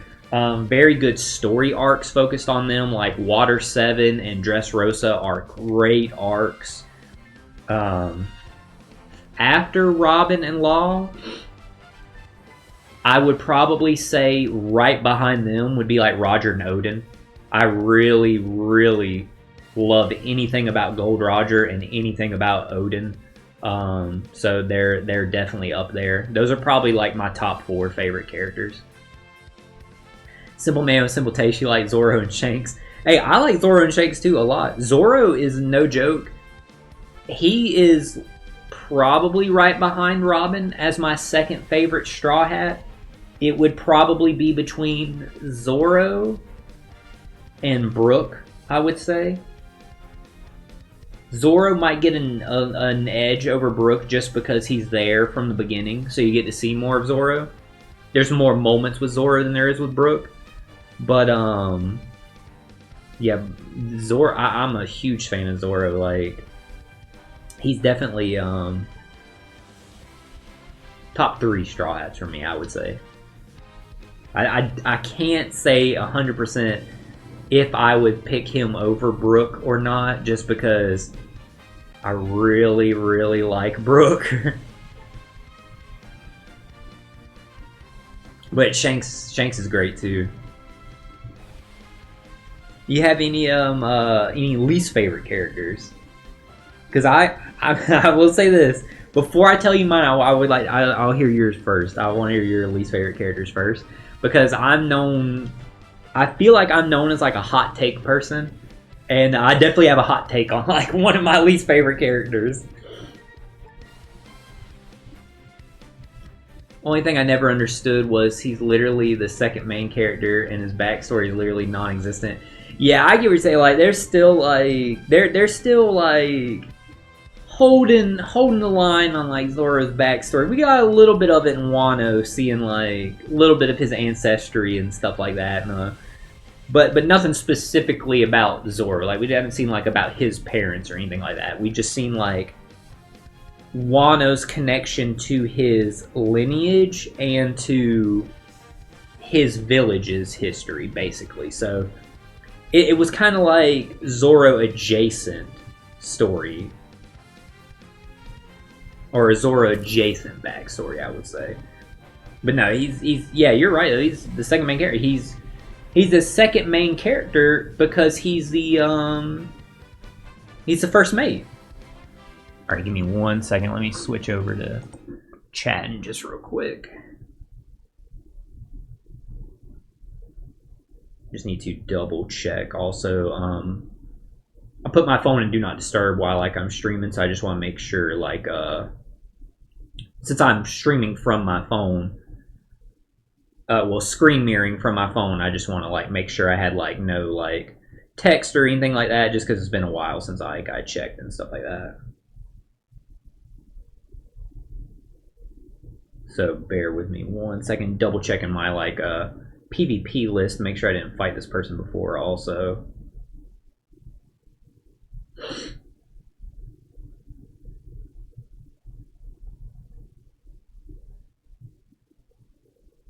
Alright, cool. I'm gonna flip back over. Alright, so no, I hadn't fought this person. Definitely a Kainu, because Ace was my favorite character when he was alive. Oh, Rob. Rob, I'm glad you missed yesterday's stream.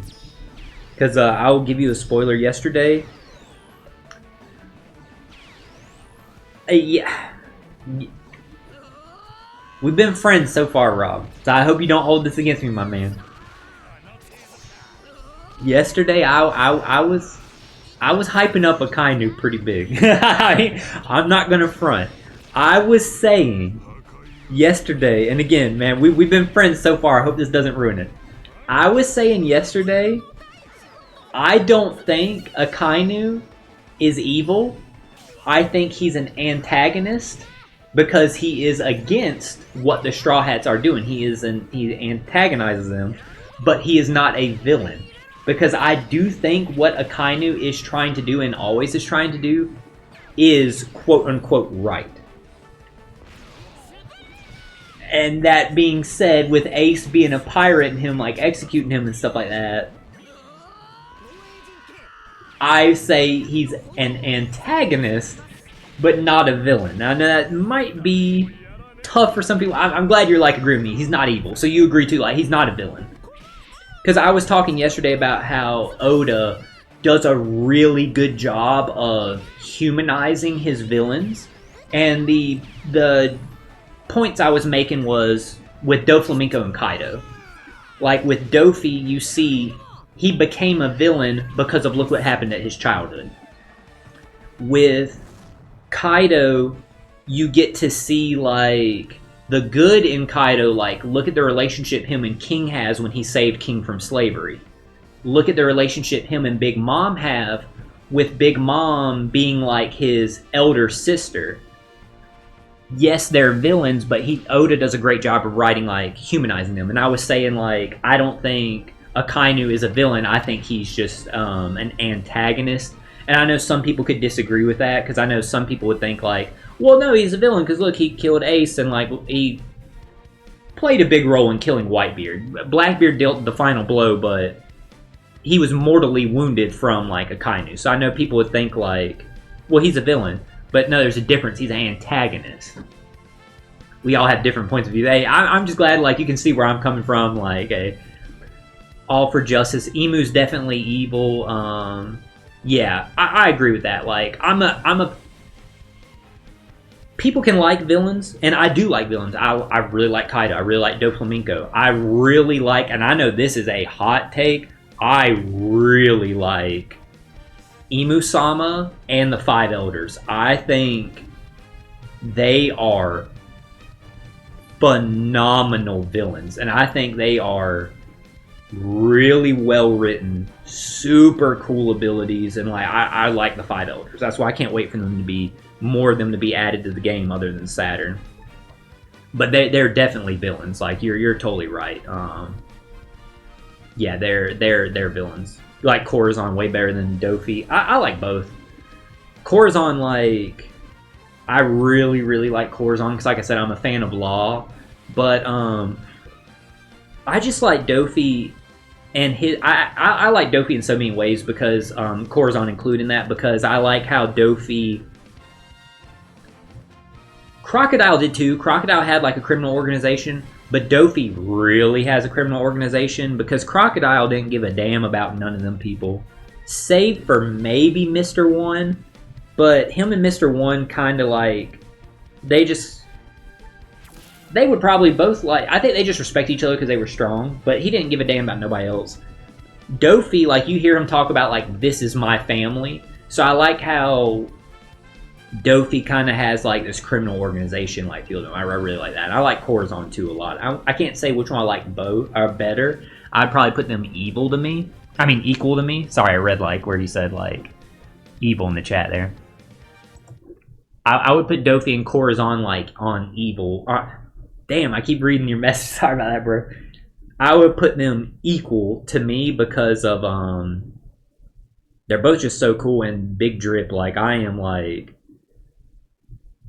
My favorite character trope in anything, or character archetype, is delinquent.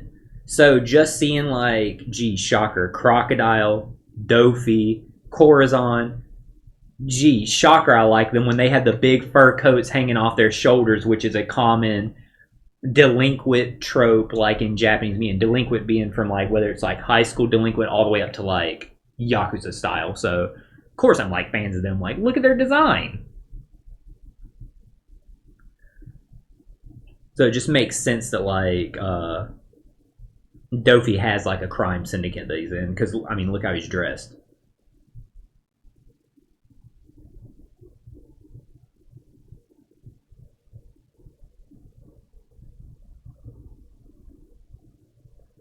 So this is my this is my least favorite character, and this is where I was saying like this is a hot take.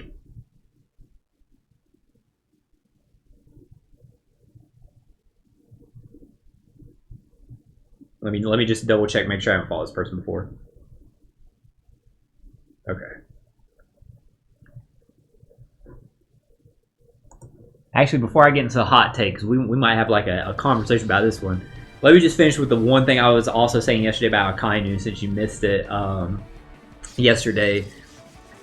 And like you agree, like he's not evil. He's just the way he looks at like justice, obviously, is different than how a lot of the quote unquote main characters, I won't say good characters, being pirates, they have different views, opinions, stuff like that. I was saying like Oda even does a good job of like humanizing like Akainu, because so many people do think of him as a villain when he is an antagonist, and you see like the most emotion from him really good during Egghead when he's talking to Kizaru over the transponder snail, and he's like, hey, are you gonna do your job? Like, have you killed Vegapunk yet? And Kizaru snaps at him and he's like, do you realize you're asking me to kill my friend? Like, yes, I'm gonna do it, but can, like, you give me some slack? Like, the way Kizaru snaps back at Akainu, and you hear Akainu, like, on the other end, he's like, I'm sorry, like, my bad, dude. Like, you feel, like, the respect they have for each other and stuff like that, and you get to see, like, hey, Akainu's not, like, all bad. Like, he's literally just trying to, like, he's trying to, like, just do his job. It's pretty cool. Used to hate Blackbeard when he was trying to capture Ace, but now you like, well, I totally understand, because like I said, he was fighting like your favorite character. Of course you ain't gonna be cheering for the dude like fighting the guy that you like, you know what I mean? But now you like somewhat like him. I like how you still have like a little bit of like I like how you still got that little bit of like reservation, Rob. How you're like, you know what, you somewhat like him. You ain't gonna let Blackbeard slide fully. You still holding on to like what he did to Ace. I like that, Rob. I like that like honesty there. Somewhat like him. You ain't gonna let all of Blackbeard's crimes go. I mess with Blackbeard. I like Blackbeard a lot. Still wondering how he got Whitebeard's power. Definitely something to do with the Devil Fruit. Something to do with like I think it's something to do with his darkness fruit power. His darkness power. Because of it absorbing everything, I think he somehow like absorbed it from him. I don't know how. But remember, like, it ain't just Whitebeard's power he took. He's taken other powers too. He took Absalom's power and gave it to Shiryu. He took Absalom's and gave it to Shiryu. And we don't know who had it before. So we don't know if they found it, but we can assume from him, we know in him giving that devil fruit to Shiryu, we assume they killed someone to take the warp fruit to give to Van Augur. Obviously, we don't know who had that devil fruit before, but you assume, because we've seen him do that to Shiryu, that they took it from someone else that was alive, and him taking it from Whitebeard for himself.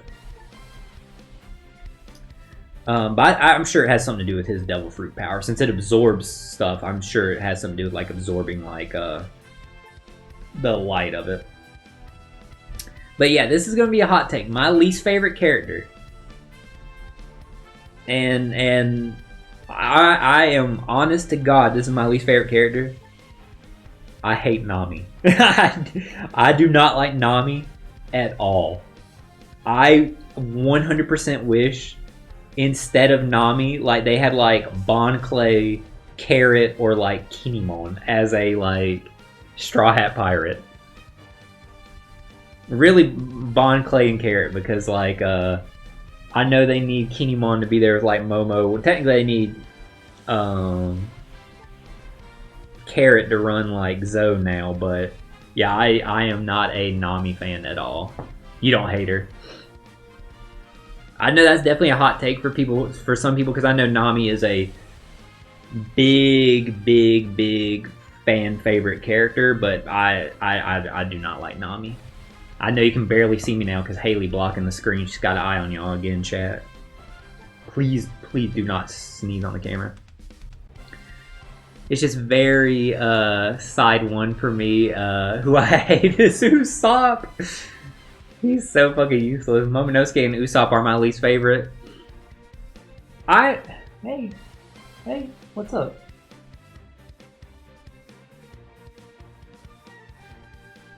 Please don't come get your nails stuck and stuff again. She's a sweet cat. Yeah, she's very sweet. The other one, I got a second cat. He's just hanging out in the window snoozing right now. But this one, I'm praying she don't come over here and get her nails stuck again. She's going through a little bit of a rough time now. One was sick. He was sick first, and he passed it to her. It's taken her a long time to get over being sick, but she's seeming like she's a lot better today. She just needs her face washed and her nails cut. But yeah, she's not like breathing as hard today and stuff like that. So I realized I should have had the humidifier cut on for her while she was in the window. I forgot to cut it on. If she goes back to lay down in her bed, I'm going to for her. I like Momo. I could definitely see why like people wouldn't like Momo. Usopp is definitely one of my least favorite Straw Hats. Nami is my least favorite. I might like Usopp a little bit better than I like Chopper. And I'll tell you what like I don't like about Chopper and why. Actually, yeah, I like Usopp more than Chopper. And the reason is Usopp is my third least favorite out the Straw Hats by far. But I like him more than Chopper and Nami because Nami drives me crazy. Like, I can't stand Nami. Like, I don't like that, like, she is the first to betray the damn crew, like, nonstop. Like, she betrays them early on because, yeah, she was in Arlong's gang, whatever. But it's her, like, dude, I don't care, man. I've seen it so many times. I've read it so many times. The way she, like, literally, like, in Skypiea, she literally was, like, out of there just to save her life. Like she was just going with Inaru. Like, no, bro, she stabbed him in the back there. I know some people may like not think like that. No, Nami totally did there. Second, like, I really hate the way like she treats Sanji fall around his leaving Whole Cake Island, leaving for Whole Cake Island because Robin did the same thing. Robin left the crew to save them from death. Sanji left the crew to save them from death, and she gives Sanji shit about it, but she didn't do nothing to Robin. She just like said like, "Oh, Robin, like we're glad to have you back. We forgive you." But she like slaps Sanji in the face and like treats him like shit. Like after he's come back, like she treats him terrible. Even finding out like he was doing this to save them, like that's bro, that's awful, man. I hate that. And this is the big nail in the head for Nami for me, and this is why I really don't like her. What she says to Jinbei on Fishman Island, like, really ticks me off. And this is a big hit for Sanji, too, because Sanji was also giving Jinbei, like, some shit on Fishman Island. But it's what Nami said that was worse, is, like, Jinbei, by the point they're at Fishman Island, they just reunited, right? And they're find out about like, oh, what each other went through for that 2 years. They literally are finding out Luffy is only here and alive like because of Jinbei. Like getting him out of there, helping him get to like Amazon Lily, and like basically like talking him off a ledge and Amazon Lily getting him to like live for his crew.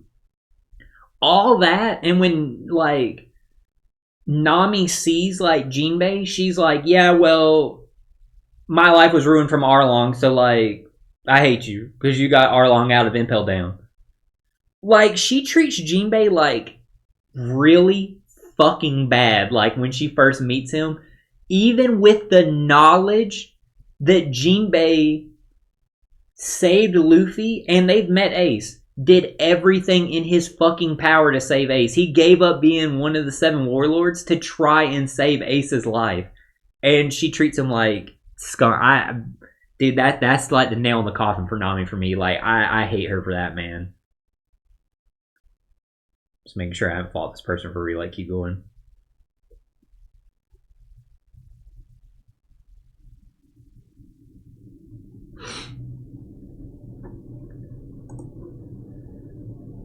Chopper's way more useful than Usopp. The way you see it, everyone's good at something, and Usopp is literally good at nothing.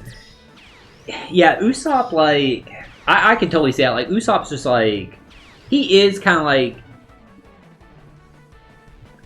he's there for like comedic support, like basically, like he stumbles into like greatness, like the old God Usopp thing and stuff like that, and he's there to like make Nami's items, make Nami's weapons, basically, is like what he's there for and stuff like that. But like, I will say Chopper is more useful than Usopp because of him being like the doctor. But what I don't like about Chopper is I hate Kung Fu Point so much. If he didn't have Kung Fu Point, that would be a plus for me. And the other thing is, I get it. I get Chopper's a good guy. He's a doctor. He wants to heal everyone. But I also don't like this about Nami, and Nami and Chopper are the worst at this. I fucking hate the shit that they give Caesar. Because I really like Caesar. I think Caesar's like... I like Caesar as a villain. I wish we had a Legend Caesar in Treasure Cruise. I cannot believe we don't have a Legend Caesar still after all this time. But Chopper and Nami are always so... like... They're always on Caesar's case, so like, yeah, like, I get it, like, they're good guys, he's a bad guy, whatever. Caesar's a really bad guy, too. But, like, me, the viewer, or reader, and the fan of the series, like, you think I give a damn what Caesar did in y'all's world? Like, no, like, I like the character, and, like, y'all are giving my boy shit. Like, so that's the way, like, I look at it. That's a big part of, like, why I'll give Usopp a little bit more of an edge over Chopper. It's just that Usopp and Nami... I will also say this about Chopper. Chopper at least isn't lucky. Usopp and Nami are more lucky than skilled. Like, they just luck their way through shit so much. Like, that's a big part of it. Alright, so we're right in front of, like, Saturn. I've done all my daily stuff here. Obviously, I'm not going to spend a gym. And, to wait for our stamina to come back would be what? Like 17 minutes. How far are we from a level up? We're still kind of far from it. I'll do like a tiny bit of like leveling up real quick. Let me just see like at least once, because it's been a while since I did this, how much like experience I'll get. I actually gotta change my boat. It's been so long since I did it and the ship's not boosted anymore. But yeah, we might be getting close to wrapping up the stream.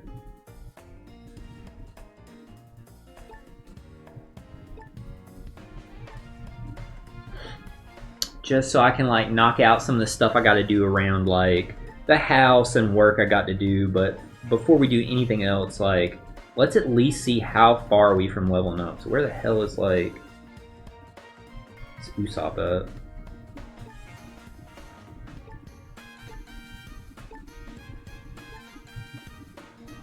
Here he is. Alright, let's try and see. So we can take double Gold Roger. And we have the right ship now. Go ahead and do 3 times stamina. Let's see how much experience we get from this. Also, yeah, I think I am about to like wrap up the stream too, because I'm also getting a little bit hungry, chat. I had like no appetite before I started streaming. That's why I had like the iced coffee just to like hold me over and stuff. But yeah, now I'm starting to get like hungry now, and I want to make sure I get some food in me before I do the stuff I gotta get done around the house and like the work I have to do too.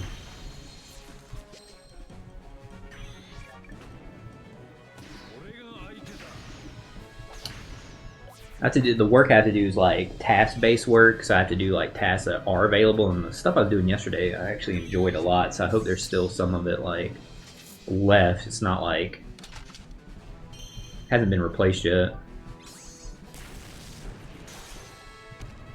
All right, we'll go ahead and clear here, and let's see how much experience this gives us.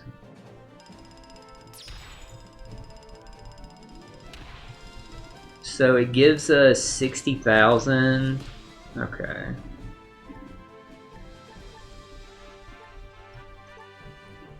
So we would need to do like, it gives us 60,000. We would need to do what, like 10, like 13 more runs just to get a level up. I'll do like one more here just to get like some more experience, and then we'll like stop just for today. I can do one, like it can like auto go just while I'm like wrapping up, or one or two, just depending on how long it takes me to do like my wrap up here. But yeah, thank you again so much, Rob, for stopping by. Won't be streaming the treasure map tomorrow. I'm 90% sure, but probably 95% sure, because probably this time tomorrow I'll probably be doing some just like work instead. Like, we'll see. I gotta like figure out like what my weekend schedule is gonna like be and stuff like that, because I know I have like stuff planned on Saturday, but tomorrow, the reason why I don't think it's gonna be a stream is just because I'm pretty sure tomorrow I'll be doing like my other work. So that being said, though, the next stream that we do, if I get to see all those character endings for Fatal Bullet, we'll do that. If we'll do the first Fatal Bullet stream, so we'll make the character, start the story, everything. If I haven't got to see all the character endings before then, which we've only seen Xenon, so we have like what, like maybe like 12 or something character endings to do. So depending on if we see them. If we don't see those by then we'll do another Wind Waker stream, and we'll do clear the second dungeon, I'm sure, because we're right outside it, and the last one we cleared in that stream pretty damn quick, so I'm sure we'll probably clear it the next Wind Waker stream. One of those two will be next. Otherwise, thank you so much, Rob. Hope you enjoy like your dinner and make you some good food. Like I said, I'm about to go whip me up something like fast to like munch on while I'm like getting my stream stuff transitioned into like my work stuff. And yeah, I will probably see you, just thinking of like the time zone, probably will catch you live next Wednesday. If you're available that time, I'll be streaming the Kizuna Clash, and it'll be around the same time that I started like streaming the treasure map today, so more than likely I'll probably see the Kizuna Clash stream. So that being said, hope you guys all have a great rest of your day. Now that we went ahead and we finished that up, we'll go ahead and wrap it up here. I will catch y'all next time, so have a good one, guys.